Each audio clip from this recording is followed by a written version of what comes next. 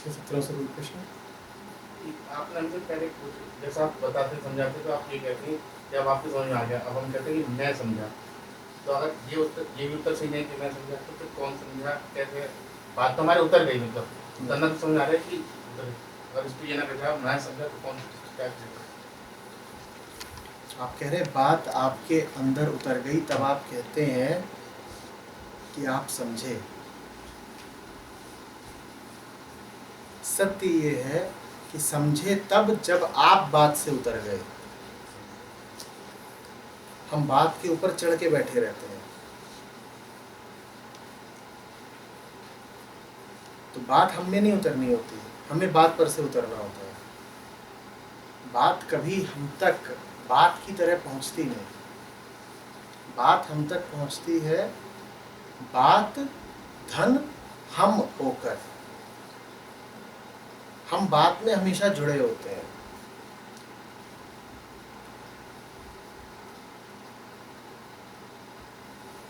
हम आसमान को भी अपने छोटे छोटे झरोखों से देखते हैं।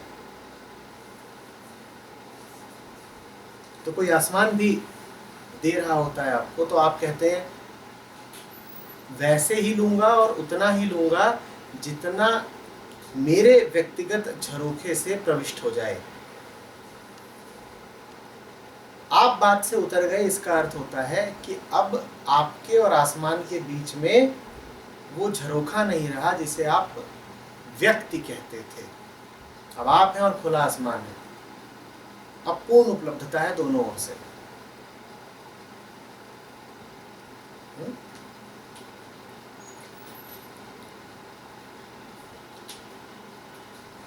झरोखे के इस पार भी आसमान है, झरोखे के उस पार भी आसमान है।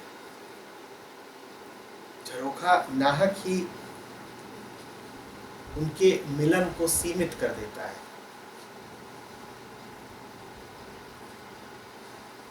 मैं जो कहता हूं वो कभी आप तक पूरा का पूरा और जस का तस नहीं पहुंचता। बीच में व्यक्ति खड़ा हो जाता है, व्यक्तित्व खड़ा हो जाता है, अहंता खड़ी हो जाती है। वो बात जो वास्तव में कुछ नहीं है, मौन है, खाली है, विशुद्ध है, निर्मल है।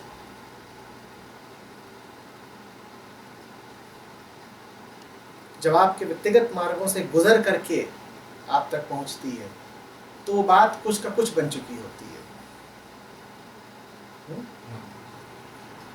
हमारे शिविर होते हैं, उनमें हम एक खेल खेलते हैं, लोगों को कतारबद्ध खड़ा कर देते हैं और जो सबसे आगे खड़ा होता है कतार में, उसके कान में कोई छोटी सी बात साधारण सी फूंक दी जाती है और फिर कहा जाता है कि अपने पड़ोसी के कान में यही बात कह दो, और फिर पड़ोसी वही बात अगले के कान में कहता है। इस तरह से श्रृंखला आगे बढ़ती है। और फिर बड़ा मजेदार रहता है जब कतार के आखिरी आदमी से पूछा जाता है कि बताओ तुम तक क्या पहुंचा।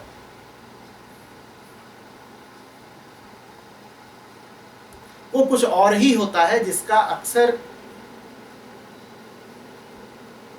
कुछ लेना ही देना नहीं होता उससे जो कि शुरू हुआ था। मैं ये भी नहीं कहूंगा कि विकारयुक्त होकर पहुंचता है, मैं ये भी नहीं कहूंगा कि उसमें 10% 40% मिलावट हो जाती है। वो पूरा का पूरा कुछ और ही हो जाता है। जो उसमें मौलिक तत्व था, अंत तक पहुंचते पहुंचते वो नाम मात्र शेष रह जाता है। ये तब है सिर्फ जब की बात 10 व्यक्तियों से होकर के गुजरी है। और आप जानते हैं कितने व्यक्ति हैं? आप अनगिनत व्यक्ति हैं, आप समस्त संसार हैं।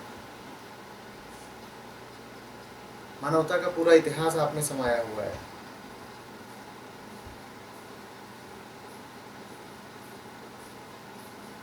आप तक चीज का पहुंचना ऐसा है जैसे करोड़ों हाथों से गुजरकर चीज आप तक पहुंचे। अब जो आपको मिलता है, जो आप तक पहुंचता है, वो बस करोड़ों हाथों का मैल है। चीज तो कहीं रास्ते में ही गुम हो गई। और इसमें ज्यादा खतरा इसलिए है क्योंकि वो करोड़ों लोग दिखाई नहीं देंगे। आपको लगेगा सामने वाले ने कहा, बात सीधी मुझ तक ही तो पहुंची, बीच में कोई मध्यस्थ तो था ही नहीं।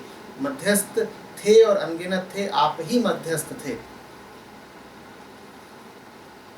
आप में और वक्ता के बीच में जो दूरी है उसका नाम आप हैं। आप ही बीच में थे। और आप 10 लोग नहीं हैं, आप करोड़ों लोग हैं, तो बात आप तक पहुंचती है। यही कारण है कि सत्य अनेकानेक माध्यमों से, अनेकानेक रूपों से उच्चारित होता रहा, प्रकट होता रहा, लेकिन हम उसके लिए अनुपलब्ध ही रहे, हम तक नहीं पहुंचा। हम शर्त रखते हैं ना सत्य के सामने, तू हमारी शर्तों से गुजर कर हम तक आ, तू हमारे अनुकूल होकर हम तक आ, तू हमारे झरोखों से होकर हम तक आ, तू हमारे जैसा होकर हम तक आ, तू हमारे तल पर आकर हम तक आ। तो फिर हमें मिलता भी वही है जो हमारे तल का होता है, जो हमारे जैसा होता है, जो हमारे झरोखे जितना ही बड़ा होता है। इसलिए कहा मैंने कि ये मत कहिए कि बात आप में उतर गई, मुझे तो ये बताइए कि आप बात से कब उतरेंगे। आप उतर जाएं बात से, बात हल्की हो जाएगी, बात धारदार हो जाएगी, बात सूक्ष्म रह जाएगी, बात प्रवेश कर जाएगी।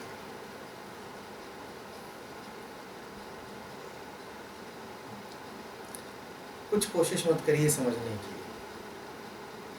कोई बात है ही नहीं जो उतर जाए आपके भीतर। आप नाहक प्रयत्न कर रहे हैं, दिमाग पर जोर बिल्कुल मत डालिए। ये बुद्धि की आजमाइश नहीं है, आप व्यर्थ थक रहे हैं। आप बस चुपचाप मौजूद रहकर, मौन रहकर सुने। मेरे पास आपको बताने के लिए कोई बात नहीं है। कौन सी बात उतार ली आपने अपने भीतर? मैंने तो कुछ बोला नहीं। आप क्या लेकर घर जा रहे हैं? मैंने तो कुछ दिया नहीं।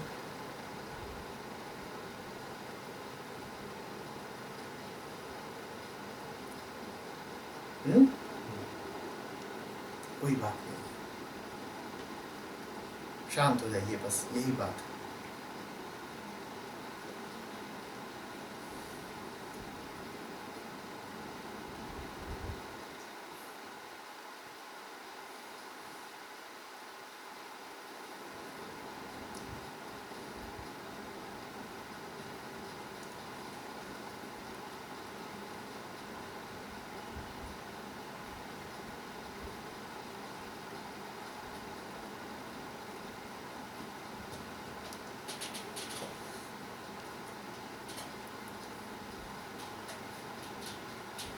बिना बात की बात तब मजा है।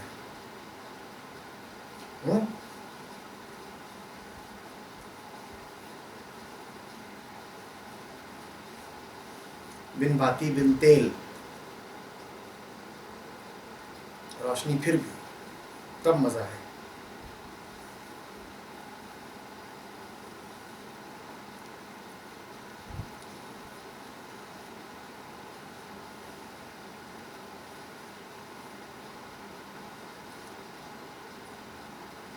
कोई बहलाने के लिए नहीं कह रहा हूँ आपको, यकीन मानिए। आज तीसरा सत्र है, 6 सत्र भी जब पूरे हो जाएंगे, मैंने तब भी कुछ नहीं कहा होगा। आप कुछ सुन मत लीजिएगा।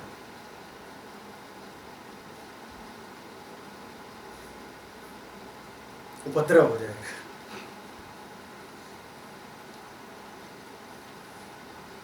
कहेंगे कुछ सुन आए।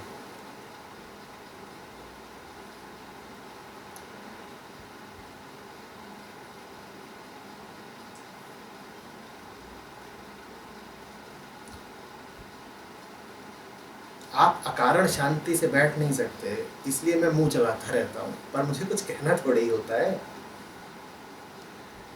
आप बिना मुझसे ये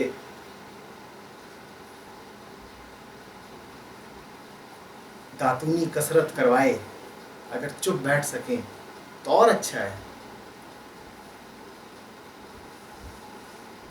पर आप शर्त रखते हो, आप कहते हो नहीं राम कथा है, कुछ तो बोलिए, तो मैं बोलता रहता हूँ, कह कुछ नहीं रहा, मुंह चला रहा हूँ बस। आप विवश करते हो इसलिए।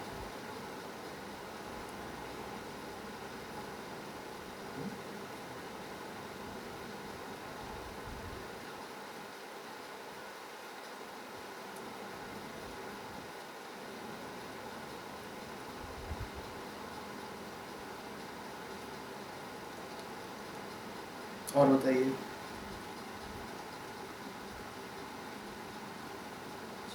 पिछले सत्र में आपने राम नाम को याद करने की बात की, तो तरुणा जी का एक सवाल शेष है, वो पूछ रही है कि राम को भूलने से क्या आशय है? राम को भूलने से आशय है बहुत कुछ और याद कर लेना।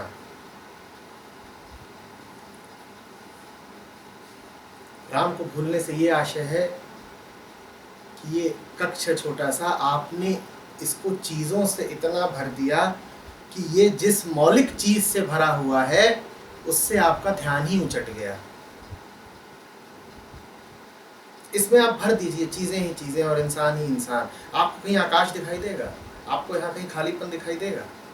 कमरे में चीज़ें जितनी ज़्यादा हैं उतनी अब संभावना कम हो गई कि आपका खालीपन से कोई संपर्क बनेगा।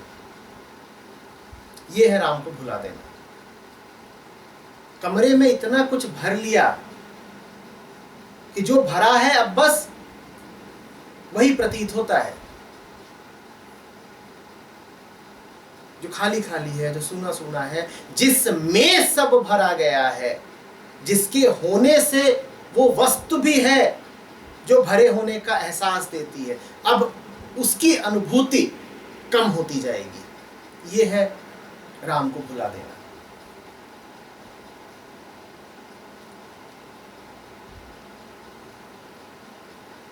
कृष्ण आपसे बार बार कहते हैं गीता में, कर्मयोग का सार ही यही है कि चल भाई, तुझे अगर करना ही है तो कर, पर मुझे समर्पित करके कर। आपने जो प्रश्न पूछा है राम को सदैव याद रखने से क्या आशय है, वो प्रश्न वस्तुतः यही है कि कोई भी कर्म कृष्ण को समर्पित करके करने से क्या आशय है। यही आशय है। तुम अनेक चीज़ों का ख्याल करके, तुम अनेक चीज़ों का उद्देश्य बना के कर्म करते हो। मैं तुमसे पूछूं बाजार क्यों जा रहे हो, तुम कहोगे भिंडी लाने। मैं तुमसे पूछूं व्यापार क्यों जा रहे हो, तुम कहोगे मुनाफा बनाने। मैं तुमसे कहूँ पड़ोसी के यहाँ क्यों जा रहे हो, तुम कहोगे रिश्ता निभाने। कर्म कृष्ण को समर्पित करने का अर्थ यही है कि मैं जो भी कुछ कर रहा हूं उसमें उद्देश्य कृष्ण है। बाजार जा रहा हूं किस लिए? कृष्ण की खातिर। अब ये बड़ा मुश्किल बैठता है, क्योंकि हम तो अपने किसी व्यक्तिगत अर्थ की खातिर जा रहे होते हैं। कर्मयोग का अर्थ है जो कुछ भी कर रहे हो उसका उद्देश्य कृष्ण हो, और कृष्ण माने चाहो तो कहो पूर्ण और चाहो तो कहो कुछ नहीं। चाहो तो ये कह दो कि पूर्णत्व उद्देश्य है, और चाहो तो ये कह दो कि निरुद्देश्य है, एक ही बात है। ये कर्मयोग है, और यही है राम को निरंतर स्मृति में रखना। तुम्हारी स्मृति किन चीजों से भर जाती है? तुम्हारे उद्देश्यों से ही तो भर जाती है। जो चाहते हो उन्हीं से तो भर जाती है। तुम्हारी कामनाएं ही तो तुम्हारी बुद्धि को आच्छादित किए रहती हैं।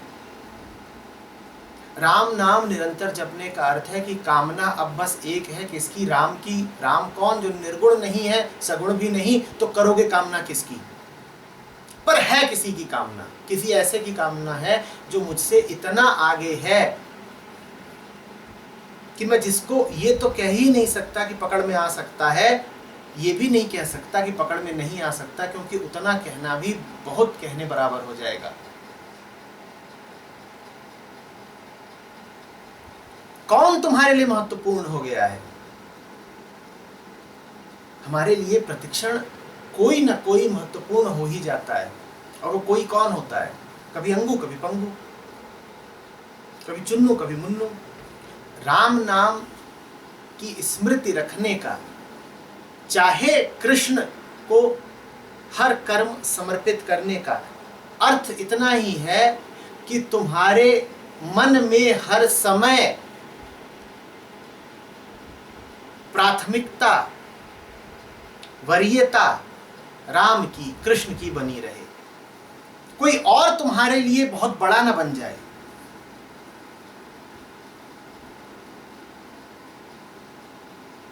बात समझ में आ रही है? तुम आम को राम से ऊपर का दर्जा ना दे दो। तुम कन्नू को कान्हा से ऊपर ना बैठा दो। और हम करते यही है। हम भूल जाते हैं।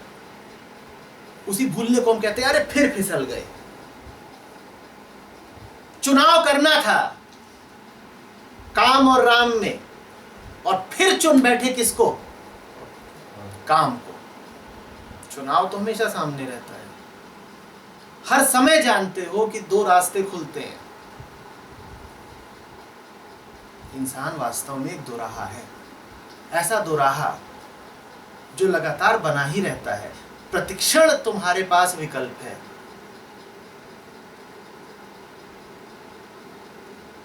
इसीलिए जपा जाता है कि जब तक माला हाथ में है, माला का एक एक बीज याद दिलाता रहे कि इसके बाद पुनः वही।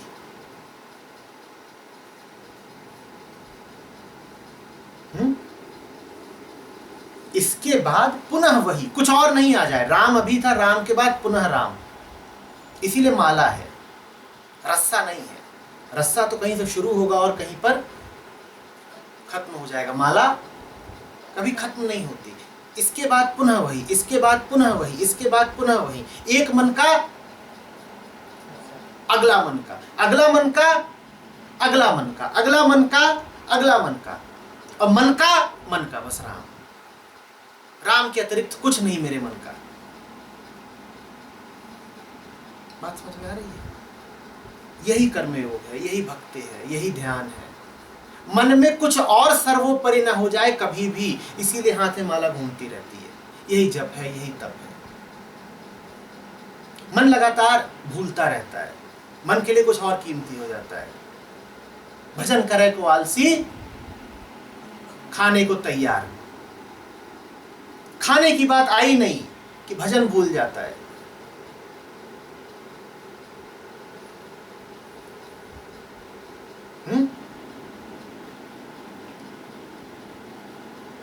तो याद रखना होता है निरंतर। यही है राम नाम का ध्यान। इसीलिए सुधी जनों ने प्रथा बनाई, बात बात पे कहो राम। हम पिछले सत्र में खूब इस पे चर्चा कर चुके हैं। बहाना ढूंढ ढूंढ के, अवसर निकाल निकाल के कहो राम। क्योंकि भूल तो तुम लगातार रहे ही हो। भूल लगातार रहे हो और याद करोगे पल दो पल, तो हिसाब बराबर कैसे बैठेगा? कहो कैसे बैठेगा हिसाब? भूलते कब कब हो? भूलते कब कब हो? लगातार। और याद तुम्हें कब करना है? एक बार सुबह के 7 बजे, एक बार शाम के 7 बजे। हाँ, तो बीच में सो जाया करो या बीच में विलुप्त हो जाया करो। बीच में होते हो कि नहीं होते हो? तो याद दिन में 2 घड़ी ही क्यों करते हो? इसीलिए कृष्ण ने बात सीधी रखी, अर्जुन तू अपना हर कर्म मुझे समर्पित कर। तुम्हारा कर्म किसको समर्पित होता है? तुम्हारा कोई कर्म समर्पित होता है बगल की दुकान को, कोई कर्म समर्पित होता है अपने बच्चे को, कोई कर्म समर्पित होता है अपने पति को, कोई कर्म समर्पित होता है अपनी महत्वाकांक्षा को। नहीं कहते हो प्रिय ये मैं तेरे लिए कर रहा हूं। जहां तुमने कहा कि प्रिय ये सब कुछ मैं तेरे लिए कर रहा हूं, तुमने यही तो कहा ना कि मेरा कर्म तुझे समर्पित है। और कृष्ण ने क्या कहा कि अर्जुन हर कर्म किसको समर्पित कर? मुझको कर। कर्म समर्पित करने का अर्थ ही यही है कि तुम किसको दृष्टि में रखकर किसके उद्देश्य के लिए कर्म कर रहे हो। मन में सर्वोपरि कौन है, मन का राजा कौन है, मन के केंद्र में कौन बैठा है। जो केंद्र में बैठा होता है वही मन के प्रत्येक कृत्य का उद्देश्य बनता है। कृष्ण के लिए कर रहे हो तो तभी कर पाओगे जब कृष्ण केंद्र में हो।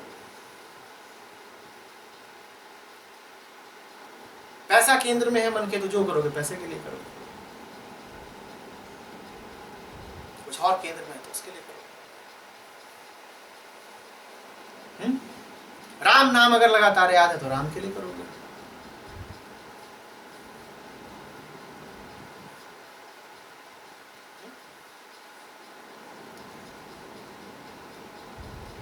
दोनों तरफ फंसते हो। राम की मूर्ति अगर याद है तो फंस जाओगे, क्योंकि अब उस मूर्ति के चारों ओर तुम अपने आडंबर रच लोगे। तुम कहोगे अब मूर्ति को इस प्रकार अलंकृत करूं, अब इस प्रकार तीज त्योहार दशहरा मनाऊं, अब इस तरीके का मंदिर खड़ा करूं, अब ऐसी व्यवस्थाएं पैदा करूं। और वो सब कुछ क्या होगा? वो तुम्हारी मानसिक उपज होगी।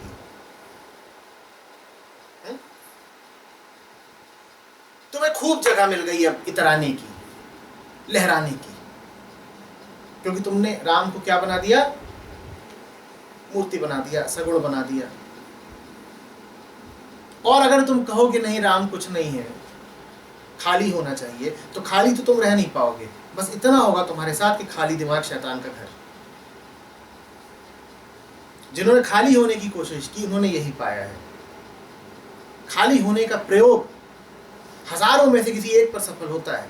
बाकियों के लिए तो यह है कि उन्हें खाली छोड़ दो तो मन क्या बन जाता है? शैतान का घर। तो इसलिए अभिनव प्रयोग है राम नाम। न तो तुम्हारे हाथ में कुछ दे देता है जिसको तुम अपने अनुसार ढाल सको, रूप दे सको, मूर्त कर सको, और न तुम्हें इतना खाली छोड़ देता है कि तुम जाके कहीं फसाद करो, उपद्रव करो। जैसे किसी छोटे बच्चे को बहलाने के लिए, रुझाने के लिए, शांत रखने के लिए उसके पिता ने एक बढ़िया उपाय खोज निकाला। उसके हाथ में कुछ दिया, गेंद दी, तो वो गेंद का बम की तरह प्रयोग करेगा। गेंद उठाएगा और घर के जितने खिड़की, दरवाजे, शीशे, आईने, कप, प्लेट सब चकनाचूर। और अगर उसको कुछ नहीं दिया तो और बढ़िया। पहले गेंद से कप प्लेट फोड़ता था, अब कप से प्लेट फोड़ेगा, क्योंकि अब कुछ नहीं है उसके पास। जब कुछ नहीं है उसके पास तो उपद्रव करने के लिए अब सारा संसार है, कुछ भी कर सकता है। तो खतरनाक है हमारे हाथ में कुछ भी देना और बिल्कुल कुछ नहीं देना। राम नाम बीच का है, न निर्गुण न सगुण। इसके साथ तुम जबरदस्ती नहीं कर पाते। ये प्रयोग सफल होगा ज्यादा संभावना है, और ये सफल हुआ है। उपनिषद के मंत्रों से जितने लोगों को शांति मिली है, मैं समझता हूं उससे ज्यादा लोगों को शांति राम नाम से मिली है।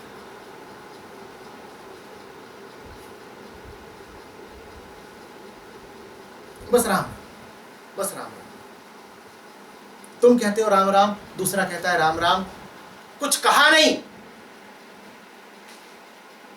और संवाद हो गया। न तुमने उसका हाल पूछा, न उसने अपनी बात कही, संवाद हो गया।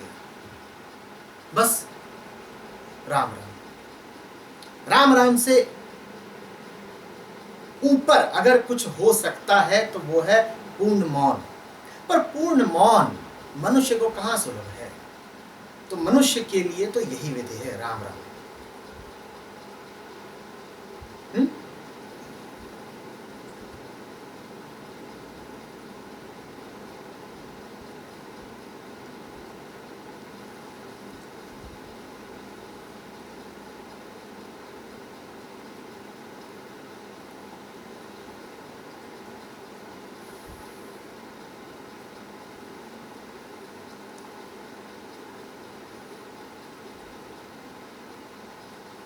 बोलिए।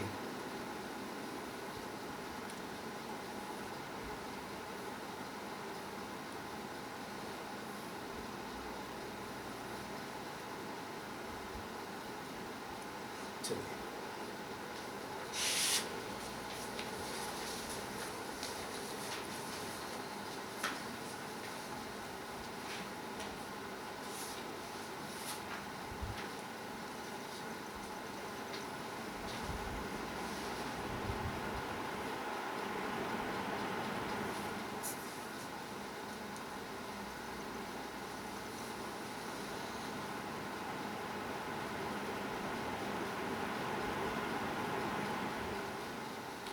राम ही डरू करु राम सुममता प्रीति अप्रीति, राम ही डरू करु राम सुममता प्रीति प्रतीति, तुलसी निरुपधि राम को भय हारहु जीति।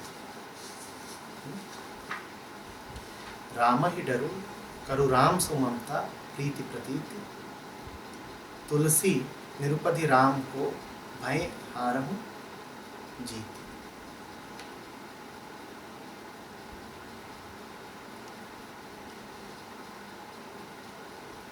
ध्यान देना होगा। कुछ ऐसा है यहाँ पर जो आपको चौंका सकता है। राम से ही डरूं, हो राम से ही ममता प्रीत, और राम ही हो सर्वत्र प्रतीत। तुलसी निरुपधि राम को, निरुपाधि राम, निर्गुण राम को भय हारहु जीत।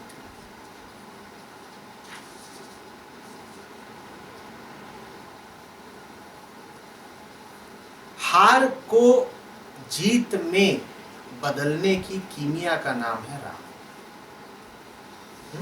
कि जैसे गुरु जो अंधेरे को प्रकाश में बदल देता है। तुलसी कहते हैं डर, तुलसी कह रहे हैं ममता, तुलसी कह रहे हैं प्रीति, तुलसी कह रहे हैं प्रतीति। आप उपनिषदों के पास जाएंगे तो वो कहेंगे कि ये सब भ्रम है। ममता भ्रम, ममत्व, भय भ्रम, मोह भ्रम, और जो कुछ भासता हो, प्रतीत होता हो, वो तो निश्चित ही भ्रम।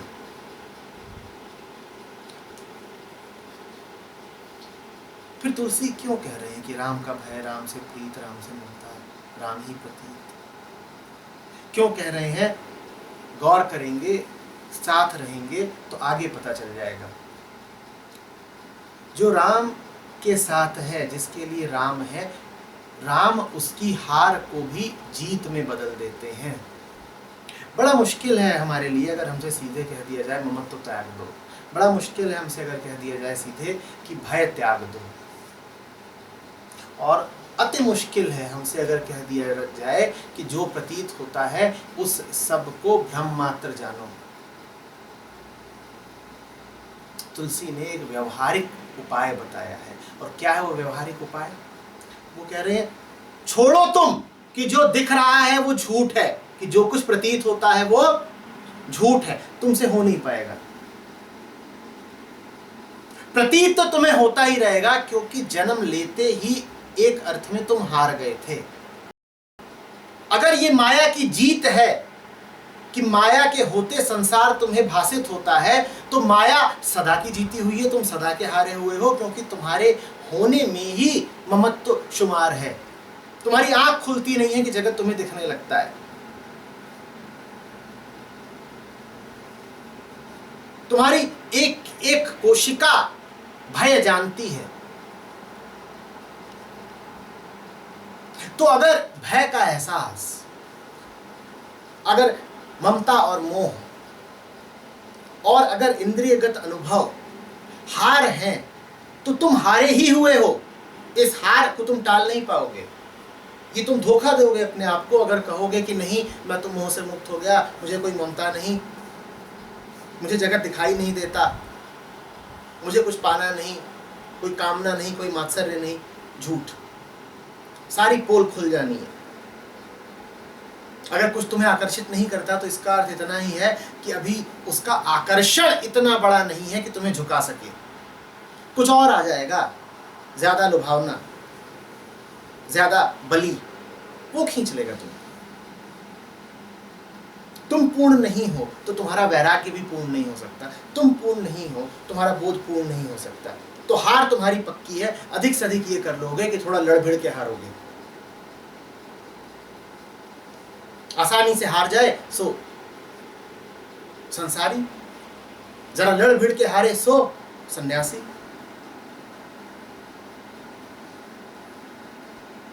हार तो दोनों की ही पक्की है। पैदा होने का ही मतलब है हार। कबीर कहते हैं हद चले सो मानवा, बेहद चले सो साध।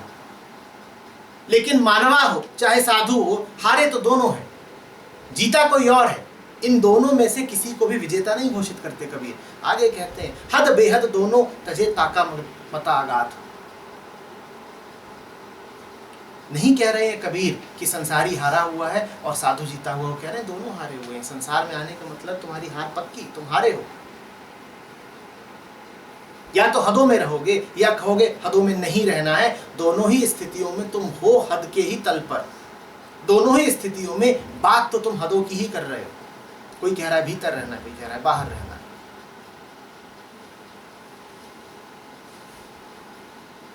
इस हार को जीत में बदलना कैसे है? इसीलिए शुरू करते ही मैंने कहा हार को जीत में बदलने की कीमिया है। हार तुम्हारी पक्की है, तुम कुछ कर लो। तुम ये मत सोचना कि तुम्हारा ज्ञान तुम्हारे काम आएगा, तुम्हारा वैराग्य, तुम्हारा त्याग, तुम्हारा प्रेम, स्नेह, बोध, कर्म कुछ भी तुम्हारे काम आएगा। कुछ काम नहीं आएगा। इतना ही होगा कि तुम जितनी कोशिश करोगे उतने अहंकारी होते जाओगे। ये सोचते जाओगे कि मैंने बहुत कर लिया है वैराग्य की दिशा में, बोध की दिशा में, मुक्ति की दिशा में।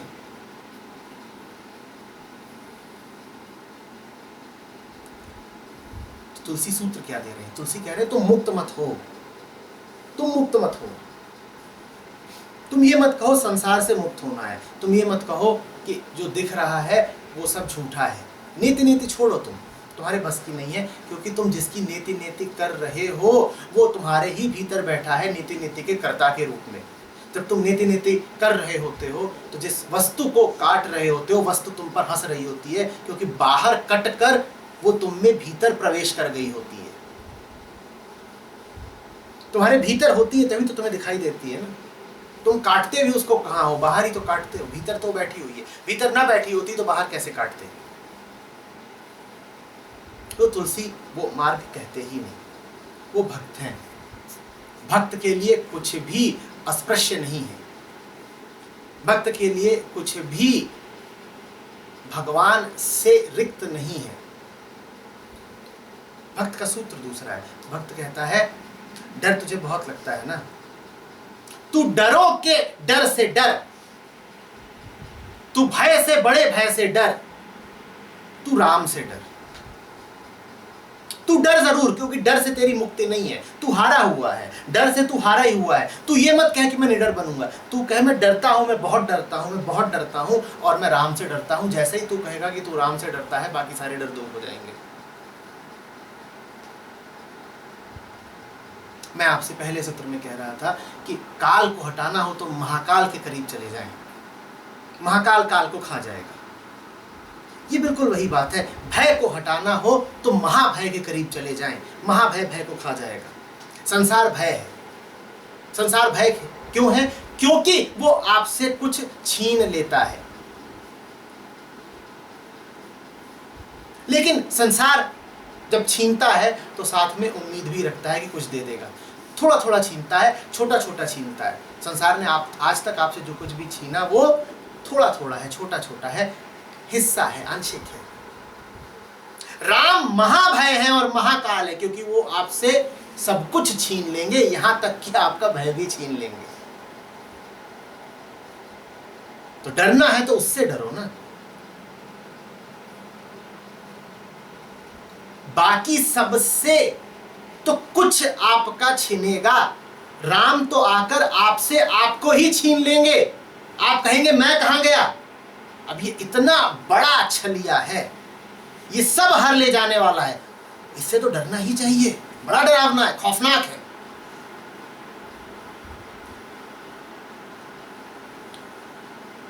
सब हर ले जाने वाला है। संसार आपसे क्या छीन लेगा? संसार आपसे आपकी जमीन जायदाद छीन गया, रोने के लिए आप तो बचे। जब सारी छिन गई जमीन जायदाद तो बैठ के रो कौन रहा था? कौन रो रहा था? तो आप तो बचे, तो पूरे तो नहीं छिने थे। पूरे छिने होते तो रोने वाला भी कोई ना बचता। राम तो ऐसा छीनेंगे कि रोने वाला भी ना बचेगा। पूर्ण मृत्यु हो जानी है, कुछ शेष नहीं रहेगा। पीछे मुड़ के देखेंगे तो घुप अंधकार, खालीपन। आप कहेंगे मैं आया कहां से? मेरे पीछे कोई लकीर दिखाई नहीं देती, कोई इतिहास समझ नहीं आता। अतीत की तो पैदाइश नहीं हूं मैं आया कहां से? राम ने अतीत ही मिटा दिया पूरा, कुछ छोड़ा ही नहीं मुझे। ऐसा खाली किया कि कोई अवशेष नहीं। राम महाकाल है। तुलसी में, ज्ञानी में और मूर्ख में अंतर यही है। डरते तीनों हैं। एक डरता है उससे जो इस लायक ही नहीं कि उससे डरा जाए।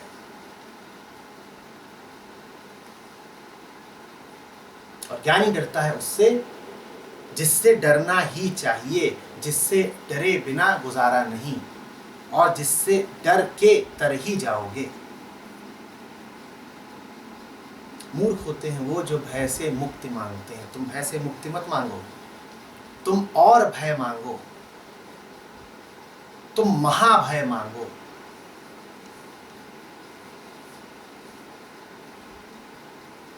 मिल गया तुम्हें महाभय,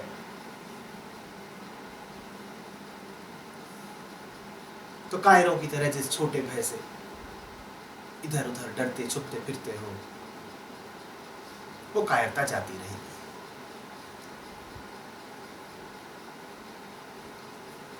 बता रही समझ में?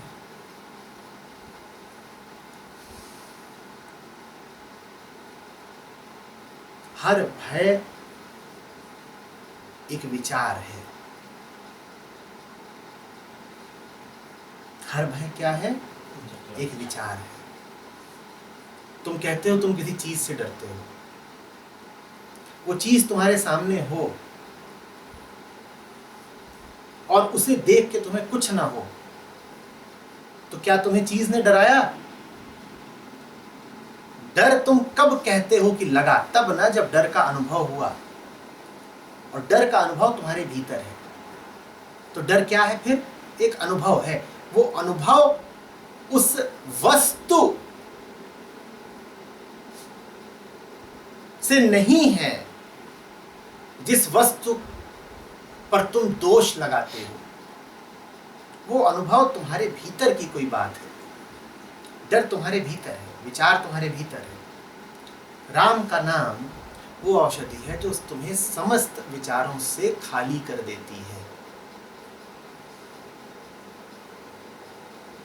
वो चीज इतनी मीठी है और इतनी आखिरी कि उसके बाद तुम्हें और कुछ सोचने की जरूरत नहीं पड़ती।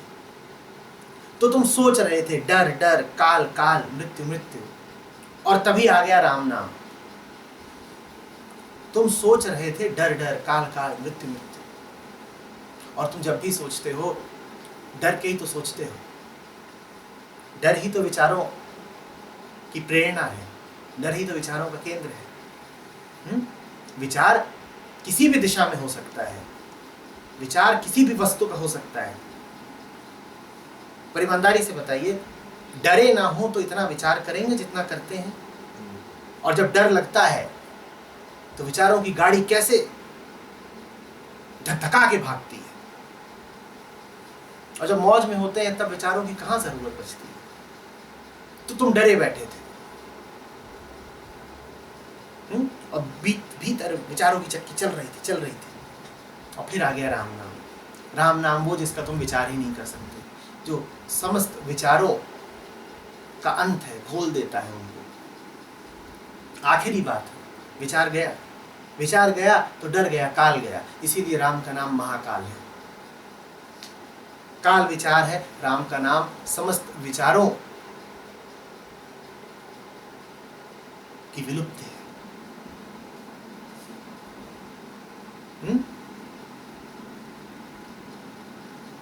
अब ये जरा उल्टी बुद्धि है।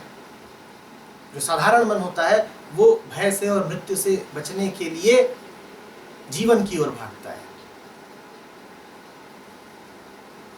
और जो गहरा मन होता है, समझदार मन होता है, वो मृत्यु से बचने के लिए सीधे महामृत्यु की ओर चला जाता है। मैं कबीरा ऐसा मरा, दूजा जन्म दूजा मरण न होए। वो ये नहीं कह रहे हैं कि मैं ऐसा जिया कि अब मरूंगा नहीं। वो क्या कह रहे हैं? वो कह रहे हैं मैं ऐसा मरा, ऐसा पूरा मरा कि अब नहीं मरूंगा। काल से बचना हो तो महाकाल, मरने से बचना हो तो पूरा मर जाओ। यही युक्ति तुलसी भी सुझा रहे हैं। राम का भय रखो। भय मुक्त होने की अपनी कोशिश में कहीं राम के प्रति भय मुक्त मत हो जाना, क्योंकि पहली बात वो झूठ होगा, दूसरी बात वो बड़ा खतरनाक झूठ होगा। क्योंकि राम यदि तुम्हारे पास नहीं है तो भयमुक्त तो तुम हो ही नहीं सकते।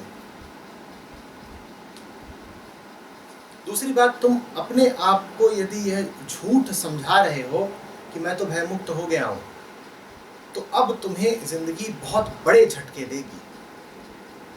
तुम जानोगे भी नहीं कि तुम्हारे भीतर डर, झूठ, कामनाएं, रिक्तताएं कितनी गहरी बैठी हुई है। तुम तो इसी स्वांग में जियोगे कि मुझे तो डर लगता ही नहीं, मुझे राम का भी कोई डर नहीं। राम कहेंगे मेरा डर तो बहुत आगे की बात है, मैं अभी एक ट्रक भेजे देता हूं, तू जरा सड़क पार कर, मैं एक ट्रक भेजे देता हूं, देखता हूं कि इससे डर लगता है कि नहीं।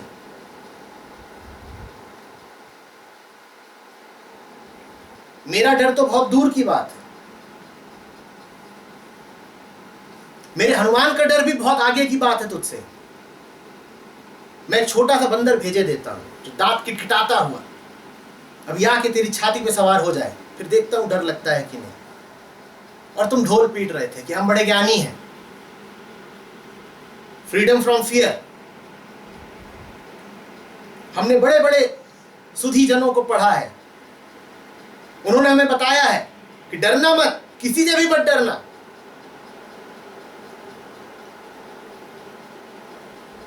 और तभी वो हनुमान का दूत आएगा, दांत दिखाएगा और चढ़ जाएगा छाती पे और पूछेगा तुमसे कहां गया तुम्हारा निडर होना, वो निर्भयता सारी कहां गई। तुम ही थे ना अभी जो शाम को बड़ी तकरीर देकर आए थे कि भय समस्त दुखों का मूल है। अब रात में अचानक बत्ती गुल हो गई है और पेट में दबाव बढ़ता है और टटोल रहे हो इधर उधर बिल्कुल कि कहीं से कुछ रोशनी मिल जाए, टॉर्च मिल जाए, मोमबत्ती मिल जाए। और जब टटोल रहे हो तो ये पीछे से कुछ स्पर्श कर दे पीठ पर और पूछे कहो क्या ढूंढते हो।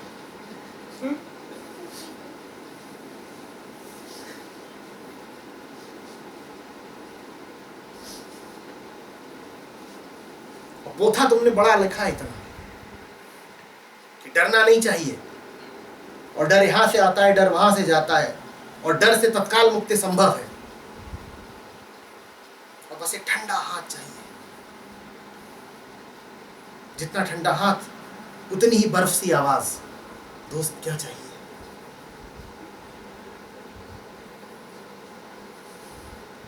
उसके बाद मैं सबूत के पकड़े जाओगे कि डरे थे।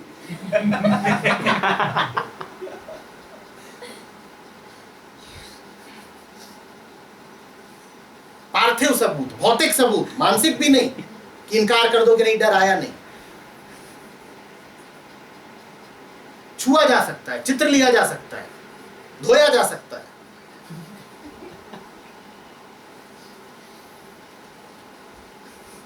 तुलसी इस तरह के पाखंड से बचने के लिए कह रहे हैं, वो कह रहे हैं हटाओ ये सब बातें कि निर्भय हूं और ये हूं और वो हूं। डरे तो हो ही, तुम डरने के लिए सुपात्र चुनो, तुम डर का सम्यक विषय चुनो।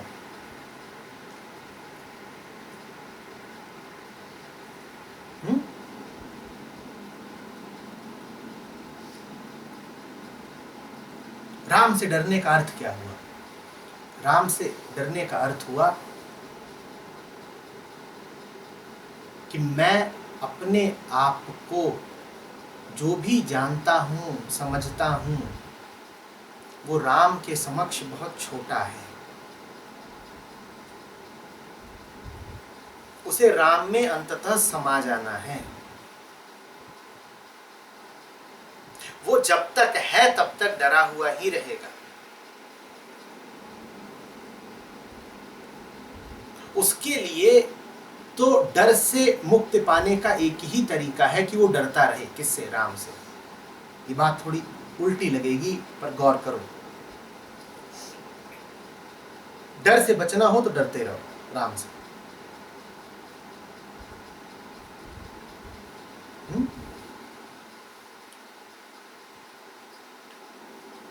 इसीलिए बहुत सारे पुराने धर्म तुमसे कह गए हैं कि वो मात्र करुणावान ही नहीं होता,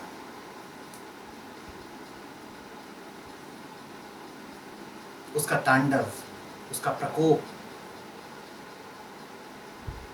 उसकी लाठी, उसका खौफ, ये भी बड़े हैं।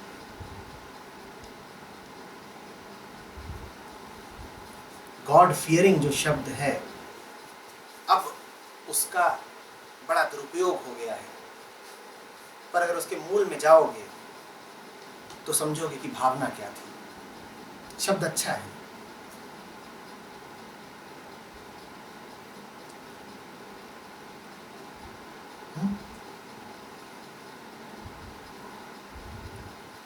तब तक अच्छा है जब तक तुम गॉड को कोई धारणा, कोई मूर्ति, कोई विषय, कोई छवि न बना लो।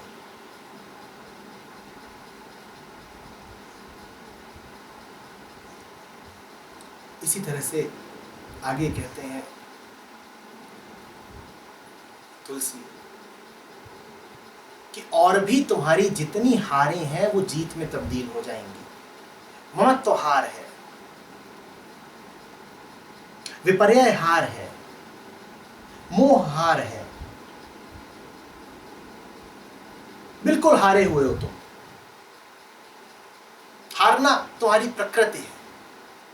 यही हार झट से जीत में बदल जाएगी अगर मोह हो जाए तुम्हें राम से, अगर ममता हो जाए तुम्हें। जो तुम्हें दिखता है वो तो दिखता ही रहेगा, झूठ मत बोलना कि नहीं दिखता, लेकिन जो दिखता है वही तुम्हारी जीत बन जाएगा अगर जो कुछ तुम्हें दिख रहा है वो तुम्हें राम दिखे। एक तो सज्जन वो होंगे जो कहेंगे हमें अब कुछ दिखता ही नहीं। हाँ, तो बोल किससे रहे?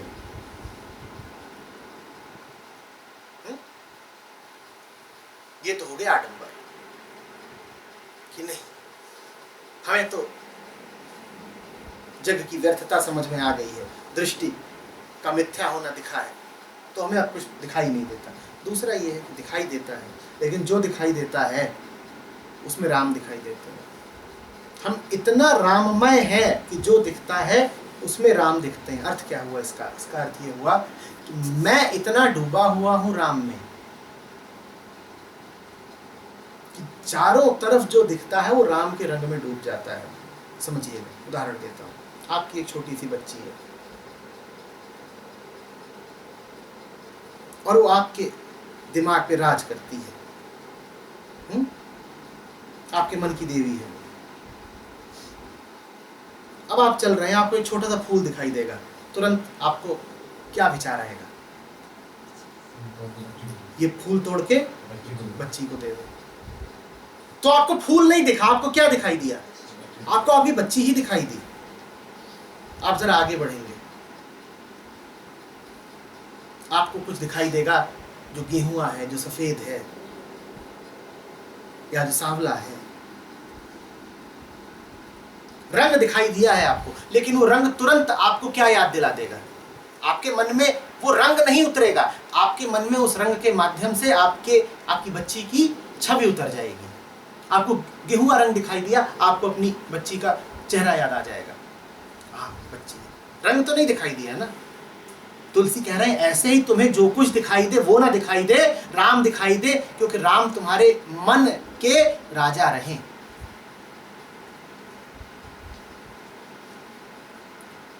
समझ?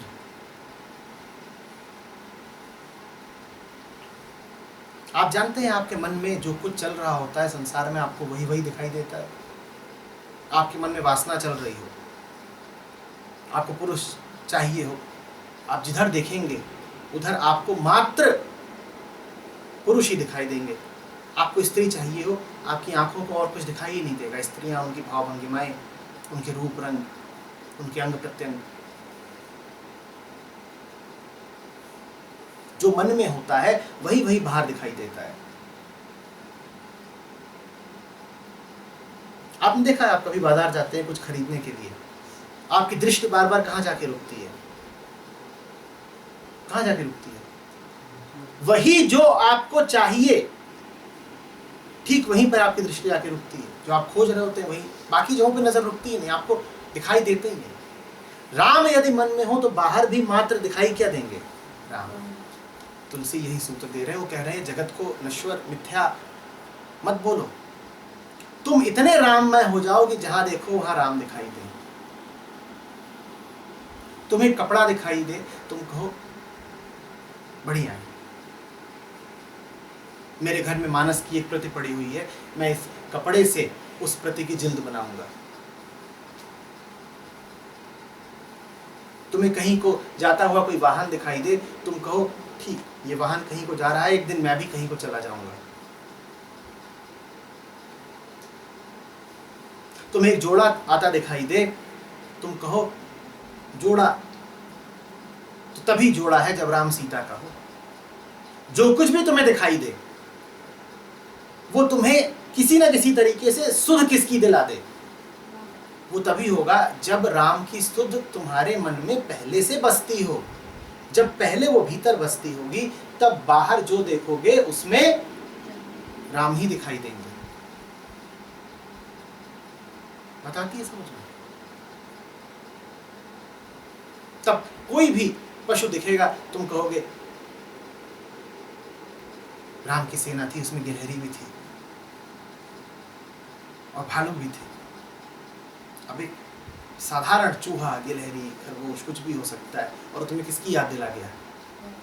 राम की याद दिला गया।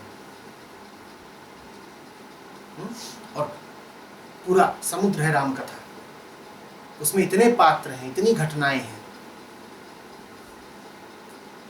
इतने अवसर हैं याद करने के कि सब याद हो जाना है। वहां हिरण है, वहां जंगल है, वहां शहर है। तुम बोर्डिंग पास लेकर के बैठे हो बोइंग 737 में और तुम्हें याद आ जाए पुष्पक विमान, क्या बुराई? वहां इतना कुछ है कि तुम्हें जो भी कुछ दिखाई दे रहा है उसका सीधा संबंध उससे बैठ जाएगा। नदी देखो कोई तुम्हें सरयू याद आ जाए, भाइयों को देखो तो तुम्हें कभी भरत कभी लक्ष्मण याद आ जाए, बच्चे देखे तो लव कुश, भाइयों में प्रेम तो राम भरत मिलाप, भाइयों में कलह तो विभीषण और रावण। जो देख रहे हो याद उससे राम कथा की ही बंध रही है। कोई पत्नी को समर्पित है तो राम, कोई पत्नी की नहीं सुनता है तो रावण। संसार में तुम जो भी कुछ पाते हो वो पूरा का पूरा राम कथा में तो मौजूद है ही ना, तभी तो रामायण इतना सशक्त और इतना प्रचलित वक्तव्य है। इसीलिए तो हमारे मन से वो उतरता नहीं, इसीलिए तो राम कथा कभी बासी नहीं होती, क्योंकि तुम्हारे जीवन में जो भी कुछ हो सकता है वो उसमें मौजूद है। रामायण हो, महाभारत हो, कोई भी महाकाव्य हो, एक एपिक की खूबसूरती ही इसमें होती है कि वो तुम्हारे जीवन का जस का तस प्रतिनिधित्व कर देता है। तुम जो हो उसमें अपना प्रतिबिंब देख लेते हो, इसीलिए वो फिर समयातीत हो जाता है, समय बीतता जाता है। हर घर में कौरव और पांडव आज भी पाए जाते हैं।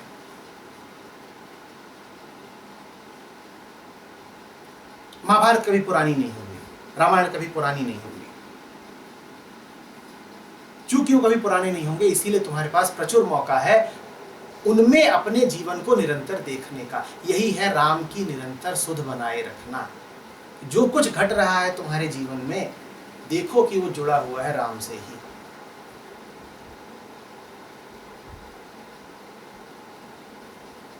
बात आ रही है समझ में?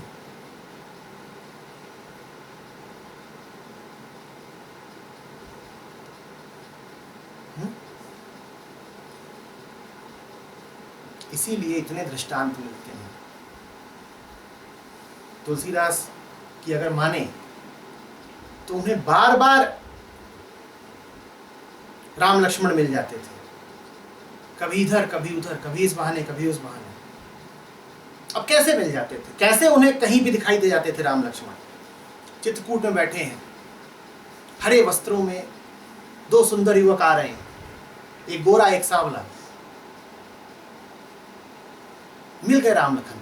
उस मौके पे तुलसी नहीं पहचान पाए थे, कथा यही कहती है, पर फिर भी मिल गए। कैसे मिल गए? कैसे मिल गए?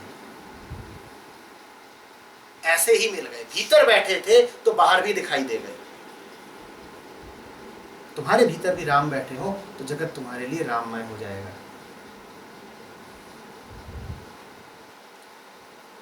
अद्भुत नहीं तुलसी की कहानी? स्नान आदि करने के लिए, स्वच्छ होने के लिए जो जल लेके जाते थे रात में, उसमें से जो शेष बच जाता था उसको ला करके एक पेड़ की जड़ में डाल देते थे कि पानी है, बच गया है, इससे लेते हैं। उस पेड़ पर एक प्रेत बसता था। अब कहानी देखिए, तो जो सींचे पानी वो उस प्रेत को मिल जाए, प्रेत बड़ा खुश। तो प्रेत एक दिन पकड़ लेता है तुलसी को, बोलता है विरह में हो, क्या चाहिए? अब पत्नी तो बहुत पहले छोड़ आए थे, तो बोलते हैं राम। बोलता है मैं ठहरा प्रेत, राम मेरे बस की नहीं, हनुमान का पता बता सकता हूं। अब प्रेत हनुमान का पता बता रहा है और ये घटनाएं घट रही हैं। तुलसी मजाक में नहीं बता रहे हैं, उनकी माने तो ये सचमुच हुआ और हम और आप कोई होते नहीं है ये कहने वाले कि ये नहीं हुआ। अगर ये नहीं हुआ तो फिर रामचरितमानस भी नहीं हुई। मानस का होना ये प्रमाण है कि ये हुआ। कैसे हुआ वो एक अलग तल की बात है। हो सकता है वैसे ना हुआ हो जैसे दो आम आदमियों की मुलाकात होती है। कोई जरूरी नहीं है ना कि प्रेत सामने ही खड़ा हो तो ही प्रेत है। प्रेत कहीं भी हो सकता है, अंतरलोक में भी तो हो सकता है, मनोलोक में भी तो हो सकता है, तो भी है प्रेत। तो प्रेत बोलता है चलो हनुमान से मिलवाते हैं। अब हनुमान से कैसे मिलवाते हैं? कहीं कि आप जब राम कथा बाँचते हैं तो एक कोढ़ी आता है, बूढ़ा, सबसे पहले आता है सबसे बाद में जाता है, वही है हनुमान है। और घूम रहे हैं हनुमान कोढ़ी बन के, उन्हें राम कथा सुननी है। और ये हो रहा है, पर सिर्फ तुलसी के साथ हो रहा है। और भी लोग रहेंगे चित्रकूट, उनके साथ नहीं हो रहा है। उनके साथ क्यों नहीं हो रहा है? मन में राम नहीं है तो उनके लिए कौन से हनुमान? तो अभी राम कथा करते हैं, देखते हो बैठा हुआ है पीछे। अंत में वो चल देता है तो उसको पछियाते हैं, जंगल पहुंच जाता है उसको पकड़ लेते हैं, बोलते हैं महाराज पहचान लिया आपको। बोलता है छोड़ो मुझे, कहाँ तुम फंसा रहे हो, ये छोड़ते नहीं हैं। तो फिर हनुमान अपना रूप दिखाते हैं, बोलते हैं मांगो, बोलते हैं राम, बोलते आएंगे, पहचान भर लेना। गौर करिए वाक्य पे, आएंगे पहचान भर लेना। और तुलसी चूकते हैं, वो घटना घटती है कि आए और तुलसी कह रहे हैं वाह क्या सुंदर नवयुवक है, बढ़िया, घोड़े पे निकल गए। घर से हनुमान बुद्धू बन गए। फिर जाके दोबारा बताते हैं, बोलते हैं फिर आएंगे। अभी क्या हो रहा है? आपको वाकई लग रहा है राम लक्ष्मण घोड़ों पे चढ़ के घूम रहे थे चित्रकूट में? ये हो रहा था क्या? वास्तविकता की, रियलिटी की परिभाषा बदलिए। सिर्फ वही नहीं हो रहा होता है कि जिसको आप छू सकें, कि जिसका आप चित्र उतार सकें। जो तथ्यों के अंतर्गत आता हो, होना कुछ और भी होता है। और आपकी जिंदगी बड़ी रूखी है, बड़ी दरिद्र है अगर आपकी जिंदगी में सिर्फ वो होता है जो बस होता है, जो भौतिक है, जो पार्थिव है। बड़ी अधन्य जिंदगी है आपकी अगर आपकी जिंदगी में कुछ ऐसा नहीं होता है जो होता नहीं है फिर भी होता है।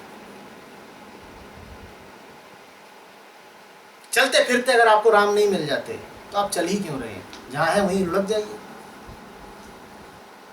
चलना तो तब सार्थक है ना कि चले और चौराहे पे राम मिल गए, और आके वास्तव में बता रहे हैं लोगों को बिना किसी अतिशयोक्ति के, वो राम मिले थे रास्ते में। और माहौल ऐसा है, समाज ऐसा है, संगत ऐसी है कि जिसको बता रहे हैं वो कह रहा है हाँ हाँ हाँ मिले होंगे, अक्सर मिल ही जाते हैं। अगर ऐसा जीवन नहीं है आपका, ऐसा घर नहीं है आपका, ऐसी संगति नहीं है आपकी, तो आप नाहक जी रहे हैं।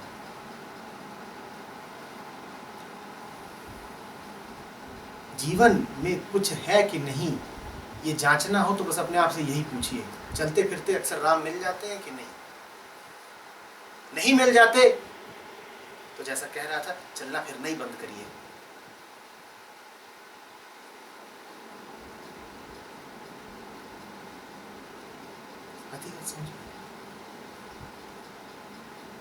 हम इन बातों को अंधविश्वास कह देते हैं, हम इन बातों को कपोल कल्पना कह देते हैं।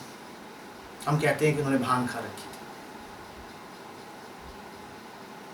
हाँ, उन्होंने भांग खा रखी थी, तभी उसी भांग से इन महाशास्त्रों का जन्म हो गया है।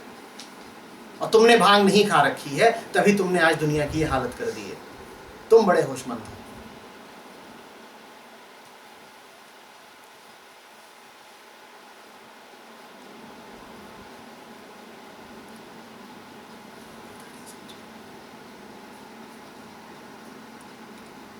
ममत्व तो है ही, मोह तो है ही। क्यों कहते रहते हो कि ये गुड्डा मेरा है, ये खिलौना मेरा है? सीधे बोलो ना, क्या कि राम मेरा है। ये जो तुम्हारा मेरा है ना, इसको शांति वहीं मिलनी और कहीं नहीं। मोह को त्यागो मत, राम से मोह जोड़ लो। त्यागना तुम्हारे बूते का नहीं है। 9वीं या 12वीं बार बोल रहा हूं, सब कुछ त्याग दोगे, त्यागने वाले को कहां से त्यागोगे? सब त्यागा, अब त्यागी को कौन त्यागे? त्यागी तो वैसे भी महिमावान, क्योंकि त्यागी है भाई, उसको कैसे त्यागोगे? तो त्यागने से अच्छा है कि जब पाने से निजात नहीं है तो पा ही लो, पूरा पालो। किसको पालो? राम को ही पालो। दिल लगा लो, किससे? राम से। दिल उचटता तो वैसे भी नहीं है तुम्हारा, कहीं ना कहीं जाके बैठ जाता है। अब इधर उधर कूड़ा करकट ढबरा टिबरी कहीं भी जाके बैठा है। इससे अच्छा उसे राम में जाके बैठा दो। ये भक्त का रास्ता है। आओ भगवान, हाथ हमारे नन्हे नन्हे हैं पर हम इन्हीं से तुम्हें पूरा पाना चाहते हैं। छोटे बच्चे देखे हैं ना, सामने पिता खड़ा हो 6 फुट का, और ये इतने हैं कि उसे घुटनों तक भी नहीं आते, और इसको पूरा कस के खड़े हो जाते हैं। अपनी जान इन्होंने बांध लिया, और मजेदार बात यह है कि पिता बंध भी जाता है। कोई पिता तुमने नहीं देखा होगा जिसको उसके नौनिहाल ने बांध रखा हो और वो झटक के चल दे पाओ।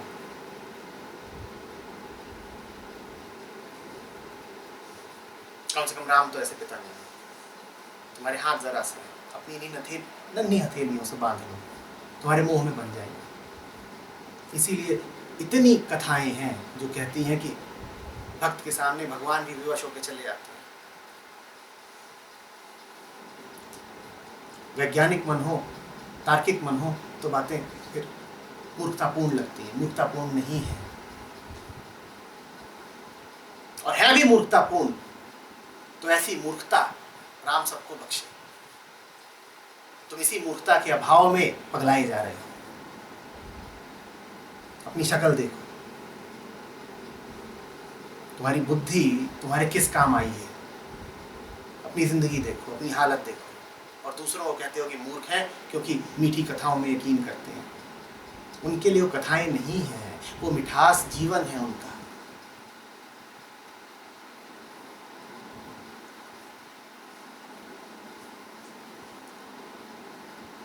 वो राम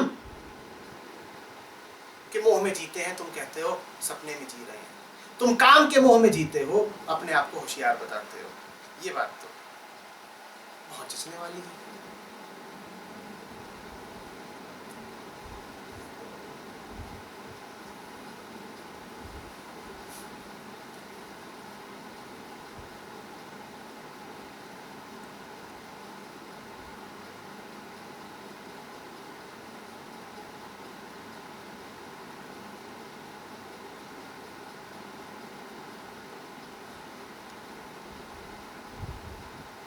उनके मन के आकाश में राम उदित होते हैं। तुम कहते हो झूठ है, सपना है, और अपने सपनों को तुम महिमा मंडित किए जाते हो। तुम कहते हो मेरे सपने टूटने नहीं चाहिए। अगर उनके राम सपना भी है तो तुम्हारे सपनों से भला सपना है।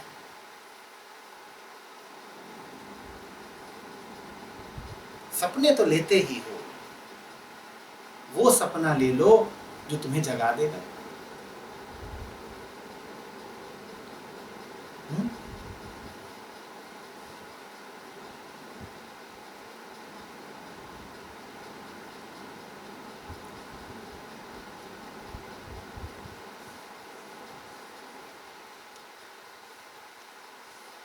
बिना उद्देश्य के जीवन में जी नहीं पाओगे। निर्देश्य जीना किताबी बात है। जीवन जीने का एक सादा सरल सीधा तरीका तुमसे कह देता हूं, तुलसी का माहौल है। एक मीठे से मीठा, ऊंचे से ऊंचा, प्यारे से प्यारा उद्देश्य पकड़ो और अपना पूरा जीवन उसको समर्पित कर दो। इसके अलावा जीने का कोई तरीका नहीं है। और उस महत् उद्देश्य का ही तुलसी की दुनिया में नाम है राम। तुम्हें राम नाम नहीं देना, तुम कोई और नाम दे दो, पर जीने का इसके अलावा कोई तरीका नहीं। ये छोड़ो कि मैं सब कुछ त्याग दूंगा, निर्देश्य हो जाऊंगा, खाली हो जाऊंगा इत्यादि। तुम तो पकड़ो, तुम एक महत् उद्देश्य पकड़ो और जीवन उसको दे दो। यही भक्ति है, यही कर्म योग है। इसी में जीवन का रस है, सार्थकता है।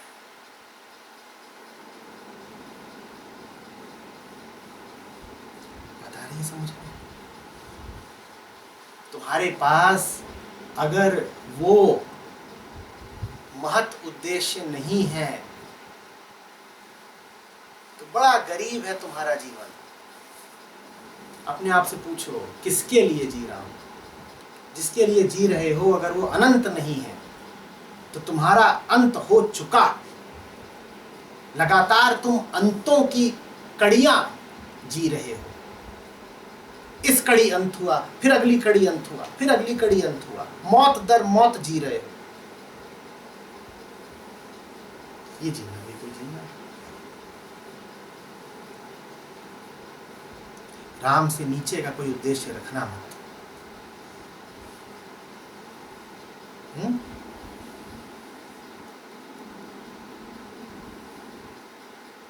ये हुआ हार को जीत में बदलना। जब तुम पैदा हुए तो माया ने तुम्हें सजा दी थी। कैसे? माया ने तुमसे कहा था अब तू जीवन भर किसी उद्देश्य का पीछा करेगा, ये तेरी सजा है, ये तेरी हार है। तुमने हार को जीत में तब्दील कर दिया। कैसे? तुमने कहा ठीक, तूने मुझे श्राप दिया है कि मैं जीवन भर किसी उद्देश्य का पीछा करूंगा, अब तो उद्देश्य तो मुझे चाहिए ही, तो मैंने राम को उद्देश्य बना लिया। ये हार बदल गई जीत में। वही तुलसी कह रही है। क्या?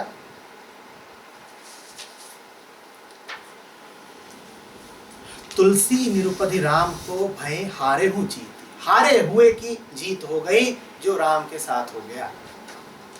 उद्देश्य बनाना हार थी, पर राम को उद्देश्य बनाना जीत हो गई। माया कह रही है ये बेईमानी है। माया ने तो यही सोचा था कि उद्देश्य तुम बनाओगे कोई हल्का फुल्का, 5 मंजिला मकान हो जाए, 10 देशों में व्यापार फैल जाए, 15 देश बीवी को दिखाओ इत्यादि। तुमने सोचा था। माया ने तुम्हारा वजन इतना ही नापा था, उसके अनुसार इससे ज्यादा तुम्हारी काबिलियत नहीं थी। कहीं ये उद्देश्य बनाएगा और कोई हल्का फुल्का उद्देश्य बना लेगा कि 100 करोड़ इकट्ठा हो जाए, तर गए। तुमने माया को मात दे दी। तुमने माया के पार का उद्देश्य बना लिया।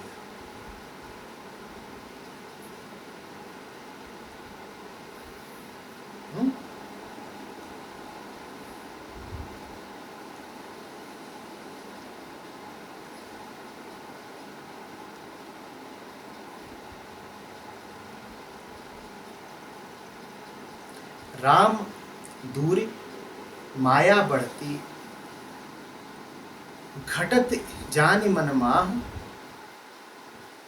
घूरे होती रवि दूरे, लखी सर पर पगतर चाह।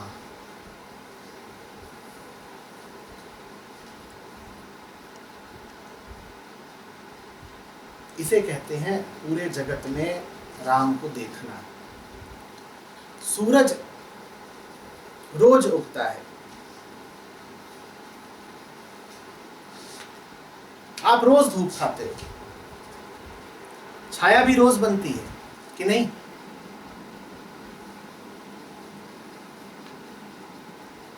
आपको कभी ये बात लगी जो तुलसी कह रहे हैं यहां पर? आपको कभी समझ में आया कि सूरज राम है और छाया माया है? पर उनके मन में राम छपते हैं, तो उनके साथ दिन भर जो भी घटना घट रही है उसमें उन्हें राम की ही छाप दिखाई दे जाती है। वो कहते हैं सूरज नहीं है, ये राम है, और ये छाया नहीं है, ये माया है। अगर मैंने सूरज को कोई भी दर्जा दिया सर्वोच्च के अतिरिक्त, तो माया प्रकट हो जाएगी। मैं सूरज को बाएं रखूं तो माया प्रकट हो जाएगी कहां? दाएं। मैं सूरज को आगे रखूं तो माया प्रकट हो जाएगी कहां? पीछे। मैं सूरज को पीछे रखूं तो माया प्रकट हो जाएगी कहां? और मैं सूरज को रखूं ही नहीं, अंधेरा कर दूं, रात कर दूं, तो माया प्रकट हो जाएगी कहां? चहुदिश। एक ही तरीका है माया को अप्रकट कर देने का, गायब कर देने का, जूतों के नीचे रख देने का। क्या? सूरज को वहां रखो जहां उसे होना ही चाहिए। कहां होना चाहिए उसे? और नहीं कोई जगह, और नहीं कोई जगह। और यही एक छोटा सा सूत्र है जो मानवता हमेशा भुलाई रहती है, जो साधक हमेशा भुलाई रहता है।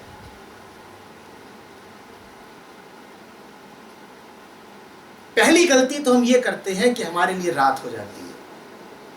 पहली गलती तो हम ये करते हैं कि हम सत्य को द्वैत का हिस्सा बना देते हैं। सूरज भी हमारे लिए बस आधे दिन आता है। बात समझ रहे हो? सूरज आधे ही दिन आता है। इसका आशय क्या है? इसका आशय ये है कि सूरज हमारे लिए आता ही तब है जब पहले हम अंधेरे से और रात से गुजर चुके होते हैं, जब दुख खूब भुगत चुके होते हैं। सिर्फ हम तब जाते हैं अध्यात्म की शरण में। रात से गुजारो, तब हमें कीमत पता चलती है रोशनी की। तो ये तो हुई पहली भूल कि हमारे लिए दिन है ही तब जब साथ में रात हो। और दूसरी भूल ये हुई कि जब हमारे लिए दिन है भी, मान लीजिए 12 घंटे का, तो उस 12 घंटे में से बस 1, 2, 4 क्षण आते हैं जब हम सूरज को वो स्थान दे पाते हैं जिसका वो अधिकारी है।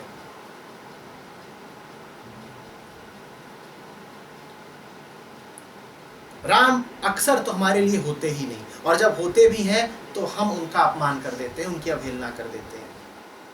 हम कहते हैं अरे तू दाएं रह, अरे तू बाएं रह, अरे तू शिखर से थोड़ा हटके रह। 24 घंटे में 2 क्षण के लिए होता है कि सूरज हमारे सर के ठीक ऊपर होता है। बस इतनी ही फिर सांत्वना आज तक मानवता को मिलती रही है कि 24 घंटे में से 2 पल, और बाकी सारे पल फिर काहे के होते हैं? क्लेश के, दुख के, पीड़ा के। बताने वाला या तो आपको मिलेगा ही नहीं क्योंकि आप उससे बहुत दूर हो, आपके लिए रात है अभी। और जब बताने वाला मिल भी जाएगा तो आप उसका अपमान करोगे, आप उसकी अपेक्षा किसी और चीज को महत्व दे दोगे, सर के ऊपर नहीं रखोगे उसको। आप कहोगे कुछ और जरूरी है, खाने को तैयार।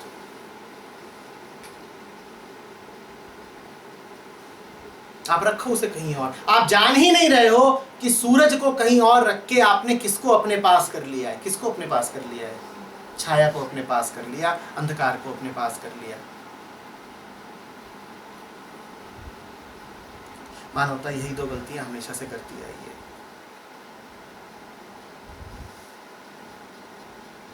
अक्सर तो वो ऐसी जगह जाके बैठ जाती है जहां प्रकाश उसे उपलब्धि ना होने पाए। चुन चुन के ऐसी जगह निकालती है। और जब दैवीय अनुकंपा से उसे ऐसा कोई मिल भी जाता है जो उसे प्रकाश दे दे, तो वो उसे समुचित स्थान नहीं दे पाती। वो कहती है होगा कोई, हमारी दुनिया में तो हमारे ही जैसा होगा।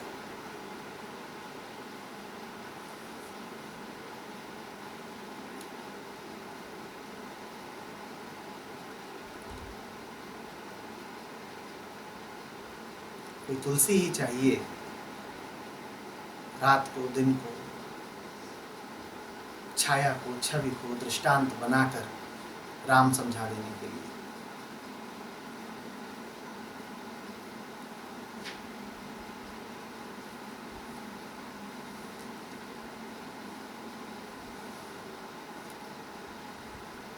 इस एक चीज से बाज आ जाइए, कुछ और जरूरी है। इसके अलावा कुछ नहीं है त्यागने लायक। और ये भी ना त्यागा जाता हो तो ये याद कर लीजिए कि राम जरूरी है। ये रामधुन लगातार बजती रहे, लगातार बजती रहे। कुछ तो हो जिसका सतत स्मरण रहे। जैसे कहते हैं ना कभी, सांस नगाड़ा पूछ का बाजत है दिन रैन। कोई तो नगाड़ा दिन रात भीतर बजे ताकि भूल न जाओ। तुम भूलते कितना हो। और ऐसा नहीं कि तुमसे भूलवश भूल हो जाती हो। तुम्हारी भूल भी भूल नहीं है। तुम्हारी भूल न जाने क्या है। कोई याद दिलाता हो, बार बार जताता हो, बार बार बुलाता हो, तब भी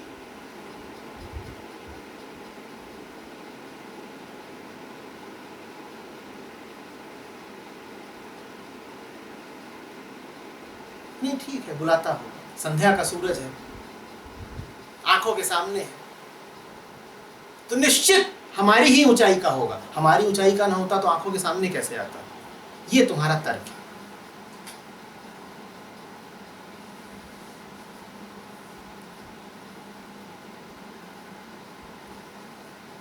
गौर कर लेना कि सूरज तुम्हें जब भी दिखाई दे रहा है, जब भी वो तुम्हारी दृष्टि के भीतर है, निश्चित रूप से तुमने अपने आप को गलत जगह रखा हुआ है।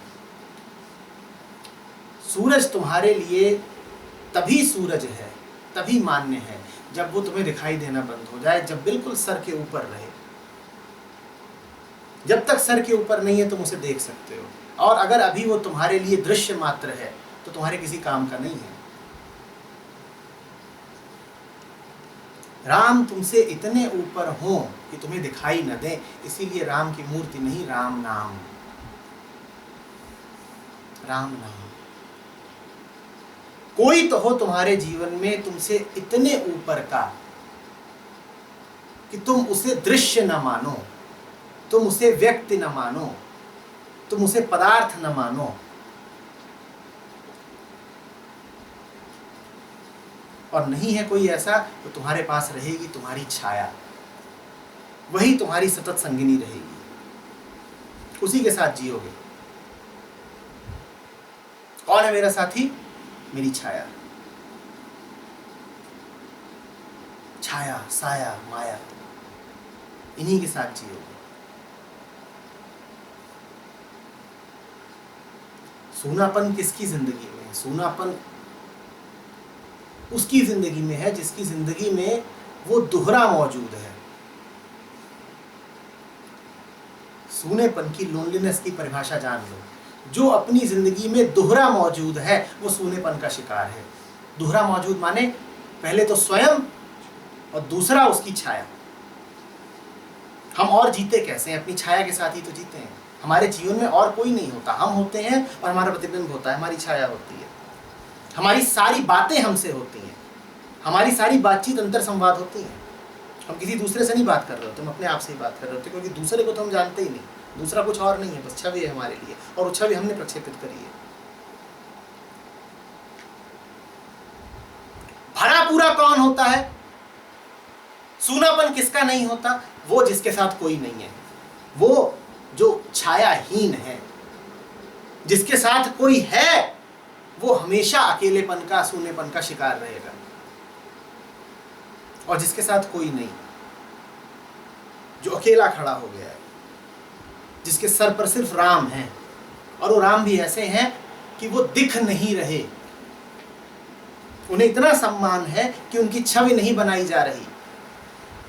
मात्र वही होगा जिसके जीवन में सूनापन नहीं होगा।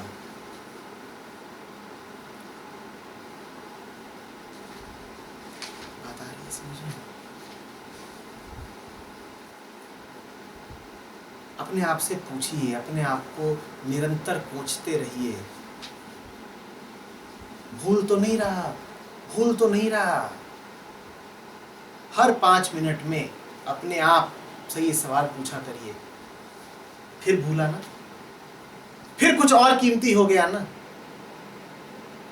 फिर किसी और बात को महत्व दे दिया ना? लगातार ही है। क्या कीमती हुआ जाता है? कहां दिल लगा बैठे? किसको हैसियत दे दी?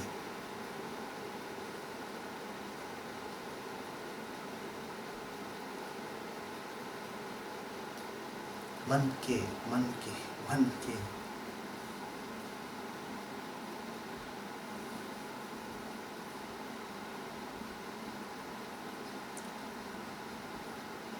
समझ में? क्या घूम रहा है मन में? राम तो नहीं घूम रहे।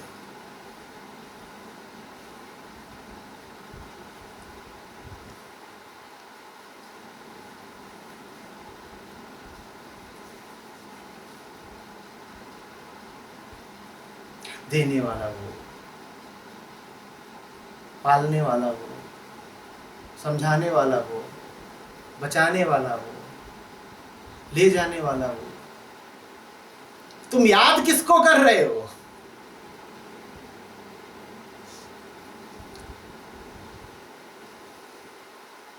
नहीं, असल में पिछली गली के गुप्ता जी को याद कर रहे थे।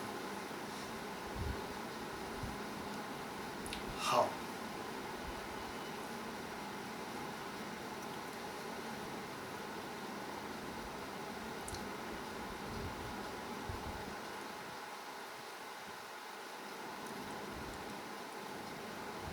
मुंह देने वाला वो, जबान देने वाला वो, स्वाद देने वाला वो, पाचन उससे, जीवन उससे, अन्न उससे, धन उससे। तुम याद किसको कर रहे हो? नहीं, वो सामने वाली दुकान में समोसे।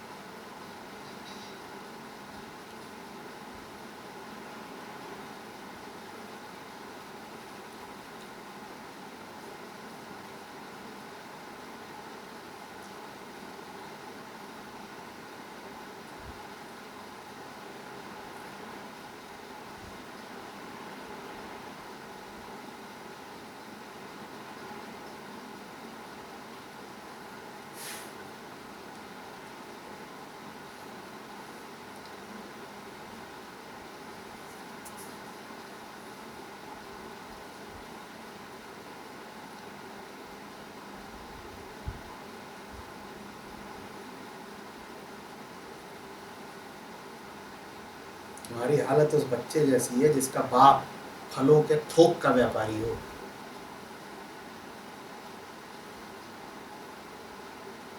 बच्चा एक सड़े हुए अंगूर के लिए रोता हो।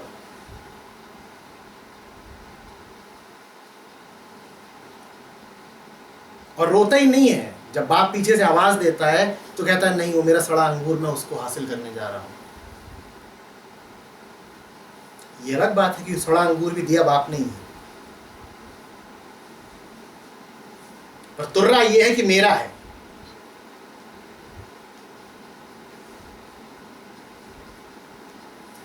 अंगूर है, मगरूर है, सड़ा है और अड़ा है।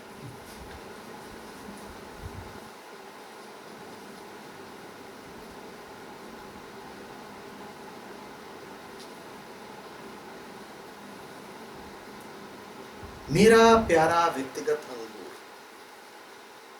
और वहां पीछे से आवाजें दी जा रही हैं कि भाई अनार की तश्तरी भेजी है,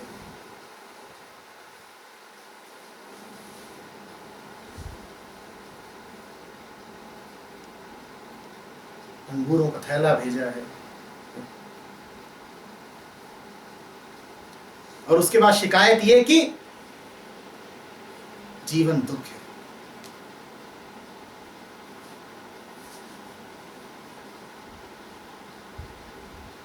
अंगूर सड़ा है। अंगूर सड़ा है या तू औंधा खड़ा है? कितना भी तुझे दिया जाता है तुझमें समाता नहीं, तू औंधा पड़ा है। लेकिन शिकायत क्या है? क्या शिकायत है?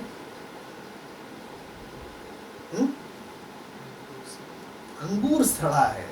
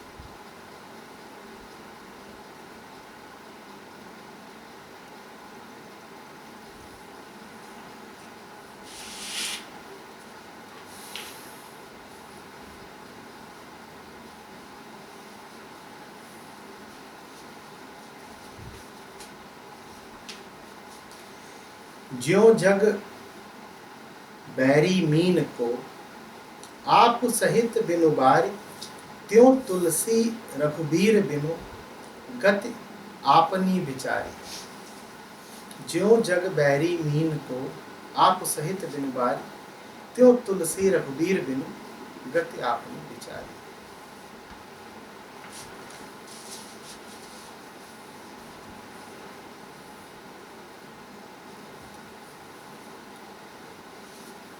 तुलसी का अंदाज जरा नर्म है।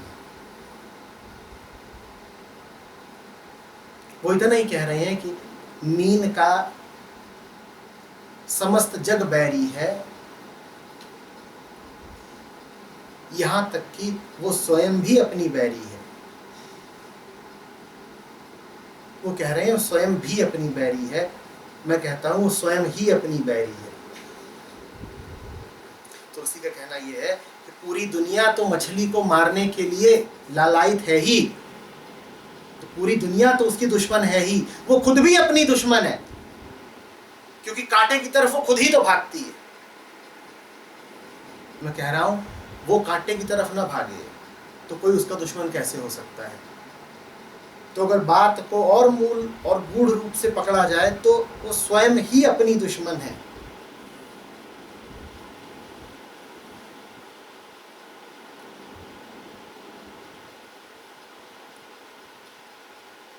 रघुबीर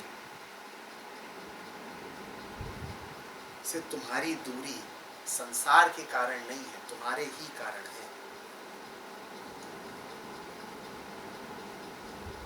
तुम्हें अच्छा बहाना मिल जाता है, तुम कह देते हो दुनिया के प्रलोभनों ने हमें राम से दूर कर दिया।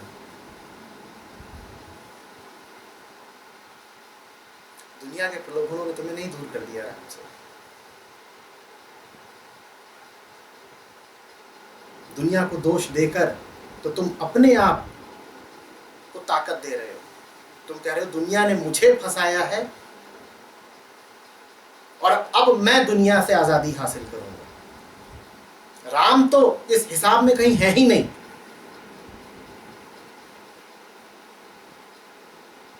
तुम कह रहे हो अपनी आजादी का अभियंता मैं स्वयं बनूंगा। राम तो इस हिसाब में कहीं है ही नहीं।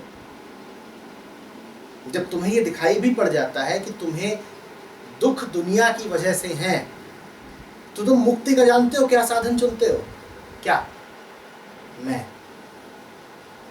पहले तो तुम्हें ये समझ में आता ही नहीं कि तुम्हें दुख दुनिया से है, तुम्हें लगता है तुम्हें सुख दुनिया से है। तुम दुनिया को सुख का अवसर मानते हो। तुम कहते हो यही वो जगह है जहां से कुछ हासिल किया जा सकता है। ये मुझे खुला मैदान दे दिया गया है, यहाँ से कुछ लूटा जा सकता है, किसी चीज़ का भोग हो जाएगा, कुछ हासिल कर लूँगा। उपभोग का मैदान है दुनिया। ये तुम्हारी धारणा रहती है। जब बहुत पिट लेते हो तो इतना समझ में आता है कि दुनिया सुख उतनी है नहीं जितना दुख है। लेकिन उतना पिटने के बाद भी बुद्धि शुद्ध होती नहीं। उसके बाद तुम्हारा तर्क उठता है कि दुनिया ने मेरे साथ बुरा किया, अब मैं दुनिया को पछाड़ के अपने साथ भला करूंगा। तुम अपने तारणहार स्वयं बनने लग जाते हो।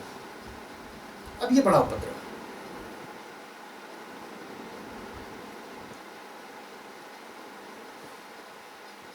पहला चरण तो ये कि तुम्हें समझ में ही ना आए कि दुनिया में फंसे हुए, और दूसरा ये कि समझ में भी आए कि दुनिया में फंसे हो तो छूटने के लिए अपनी ही बुद्धि लगाते हो।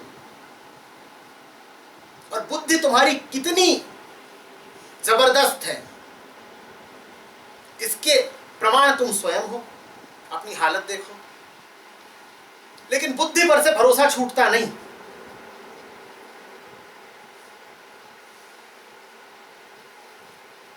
तो इसीलिए तुलसी की बात बहुत कीमती है।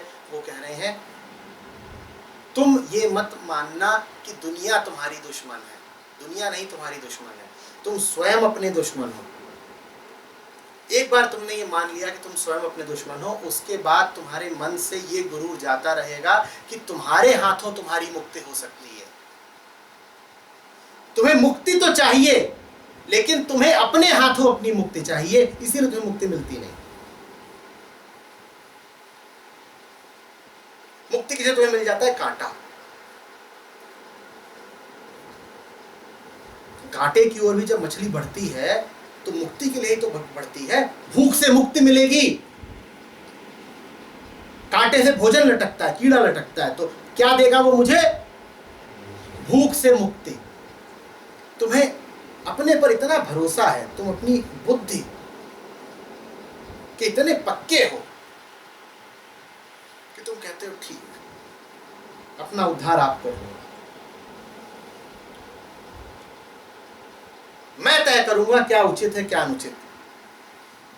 राम की पुकार का क्या मोल, हमें पता है हमें क्या करना चाहिए, हम तय करेंगे। और तुम तय यही करते हो कि बढ़िया खाना लटक रहा है, आहा, मछली चली भोजन करने। और जब भोजन करने चलती होगी तो अपनी दृष्टि में तो महारानी ही होती होगी। कर लिया मैदान फतह, मछली रानी चली भोजन करने और कांटा आया है भोजन लेकर के, लटक रहा है कांटा और मछली रानी जा रही है उसकी ओर। सब कुछ है यहां पर, बस राम नहीं है। राम को बड़ी सुविधा से बुला दिया गया है।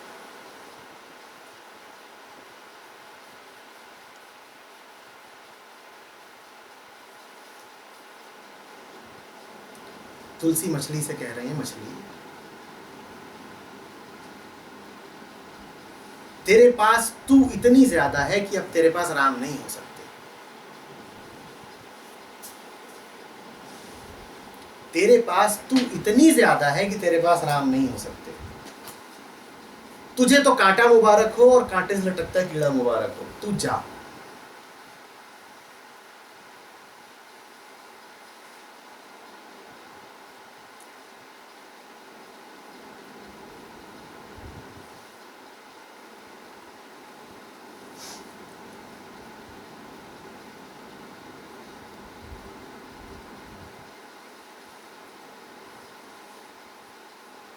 संसार की विपत्तियों से बचने की प्रार्थना बाद में किया करो। रोज सुबह एक प्रार्थना बताई देता हूं, वो कर लेना। हे राम मुझे मुझसे बचा।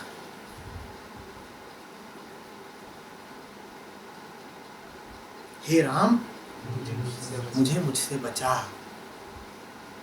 हे राम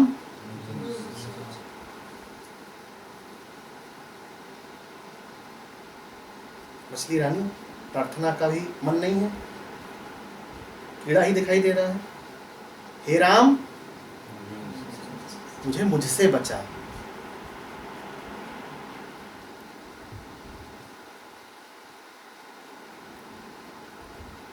बाहर वाले कितना नुकसान पहुंचा लेंगे तुमको, बाहर वालों की जरूरत क्या है?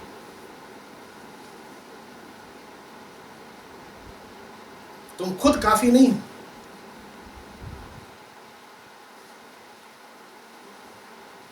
हे राम मुझे मुझसे बचा।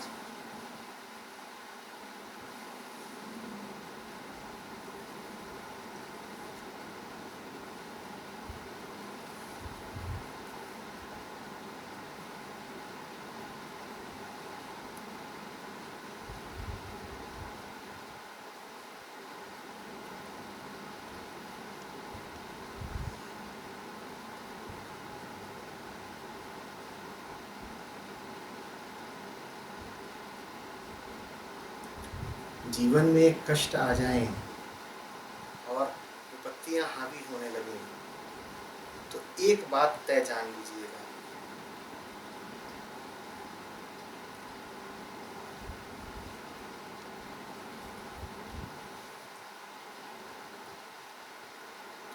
आपने बहुत भरोसा रखा है अपने पर कि विपत्तियों से पार हो जाऊंगा।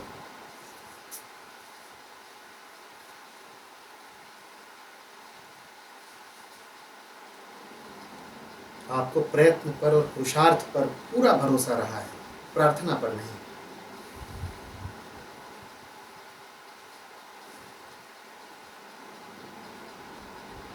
जब भी हारने लगे पक्का जान लीजिएगा खुद से हार रहे हैं।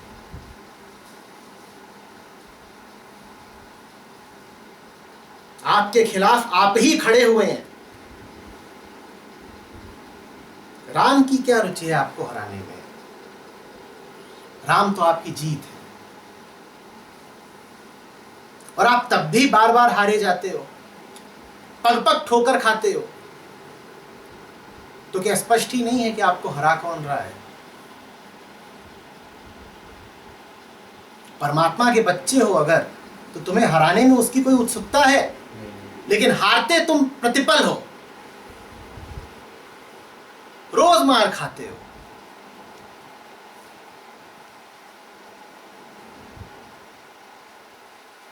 मुंह सूज के गोलगप्पा हुआ है।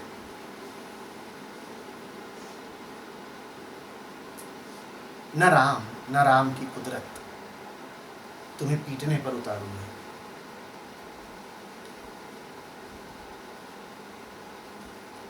तुम ही हो अपने दुश्मन।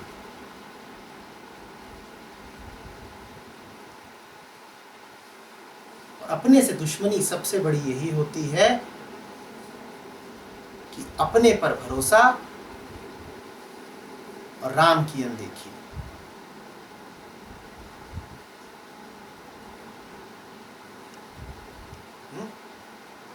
इतना बड़ा समुद्र दिया है राम ने, वो मछली को पूरा नहीं पड़ता। वो किधर को भक्ति है कि वो जो कांटे से कीड़ा लटक रहा है वो पालो।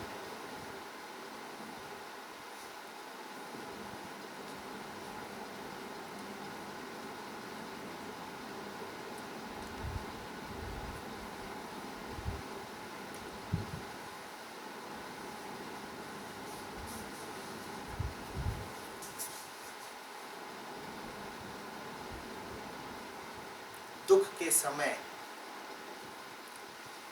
पहली बात तो संसार को दोष मत देना, दूसरी बात राम को दोष मत देना।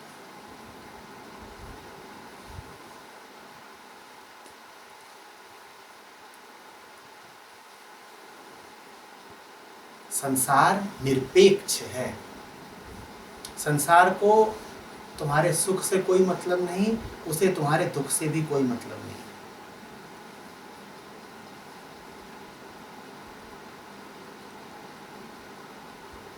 बारिश हो रही है, एक घर में एक बच्चे का जन्म हो रहा है, बगल के घर में किसी की मृत्यु हो रही है। बारिश दोनों घरों पर हो रही है।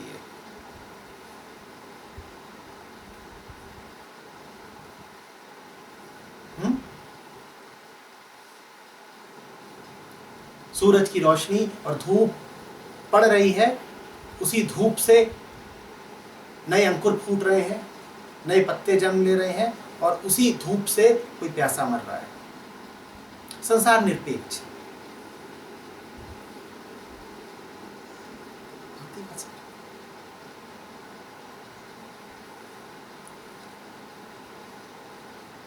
और राम का तुम पर प्रेम है।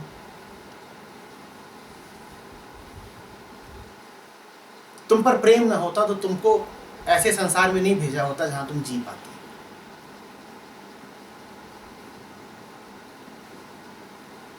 तुम पर प्रेम न होता तो तुमको जगने के बाद रात की नींद नहीं मिलती।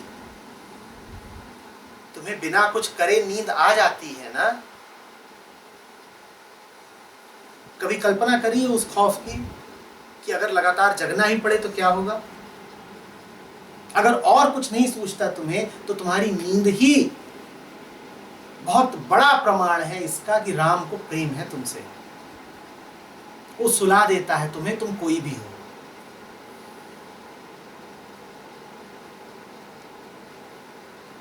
संत भी सो जाता है, मूर्ख भी सो जाता है।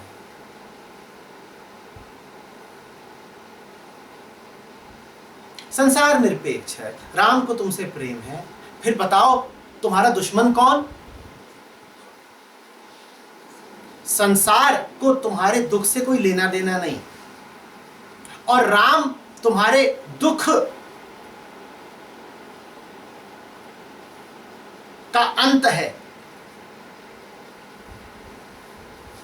दुख लेकिन फिर भी तुम्हें बना हुआ है, बताओ कारण कौन?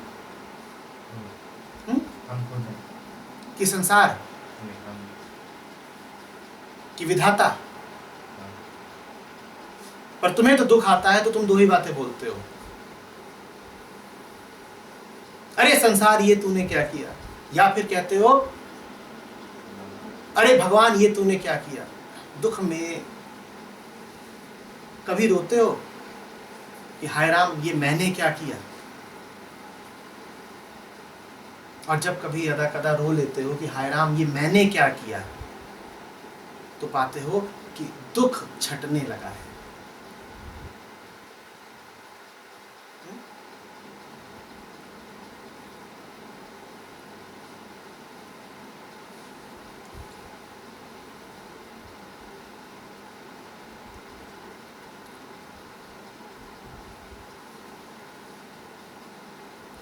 कहिए, बोलिए।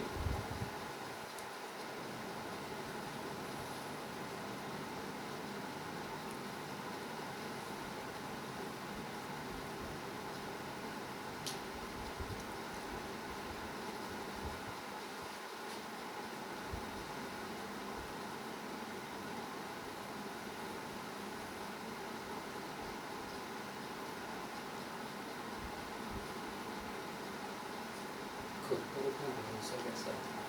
मूर्ख हो, अभी कम पिटे हो।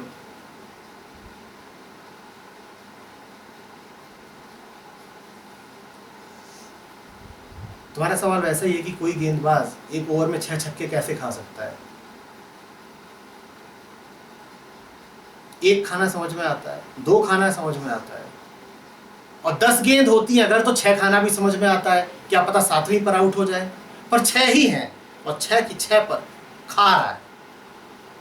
भरोसा बहुत होगा उसे अपने आप पे। बल्लेबाज को श्रेय नहीं दिया जा सकता, क्योंकि बल्लेबाज तो वही था जब अन्य गेंदबाज भी थे, औरों को तो नहीं मार पाया वो, तो बल्लेबाज को नहीं दे सकते श्रेय।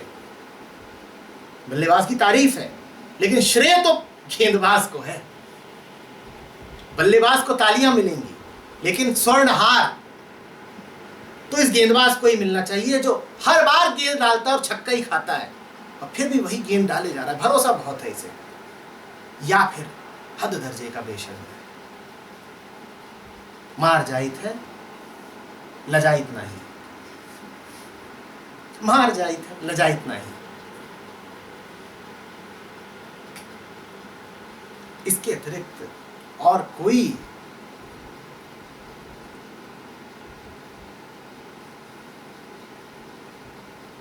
कारण क्या बताएं? और बहुत तुम अपने आप को अगर मर्यादित उत्तर ही देना चाहते हो तो कह दो कि लीला है। कोई पिटेगा नहीं तो मनोरंजन कैसे होगा?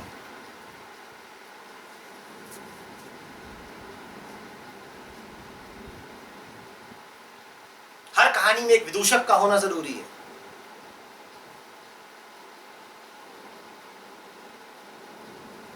हर खेल में कोई पिटने वाला होना चाहिए।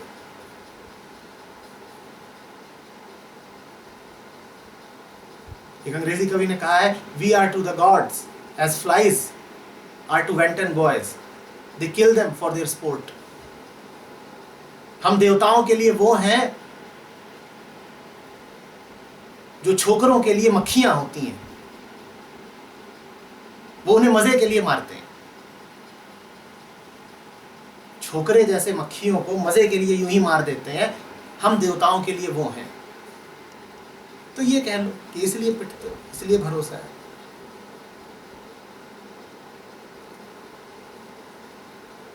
भीतर से लाज जगनी चाहिए, शर्म आनी चाहिए कि रोज रोज एक ही घटना घटती है मेरे साथ, ढाक के 3 पात।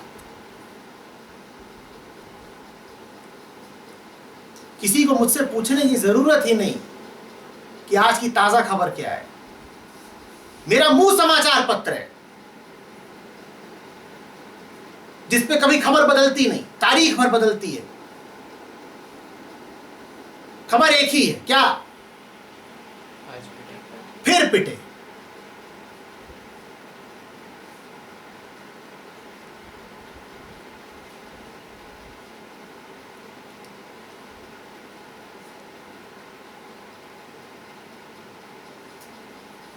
तुम प्रार्थना करो कि कोई मिले तुम्हें जो तुम्हें न पिटने के स्वाद से अवगत कराए।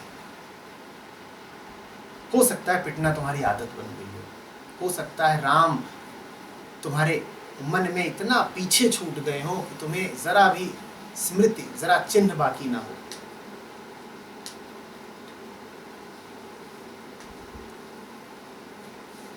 न पिटने में कुछ पल गुजारो। आदमी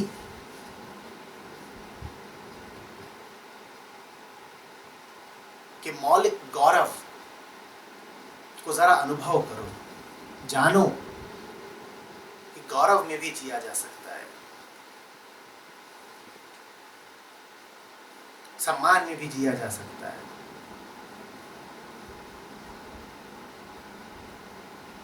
जीवन हार और यंत्रणा की अनवरत श्रृंखला हो जरूरी नहीं है। तुम्हारे भीतर बड़ा भरोसा बैठ गया है कि पिटना तो है ही।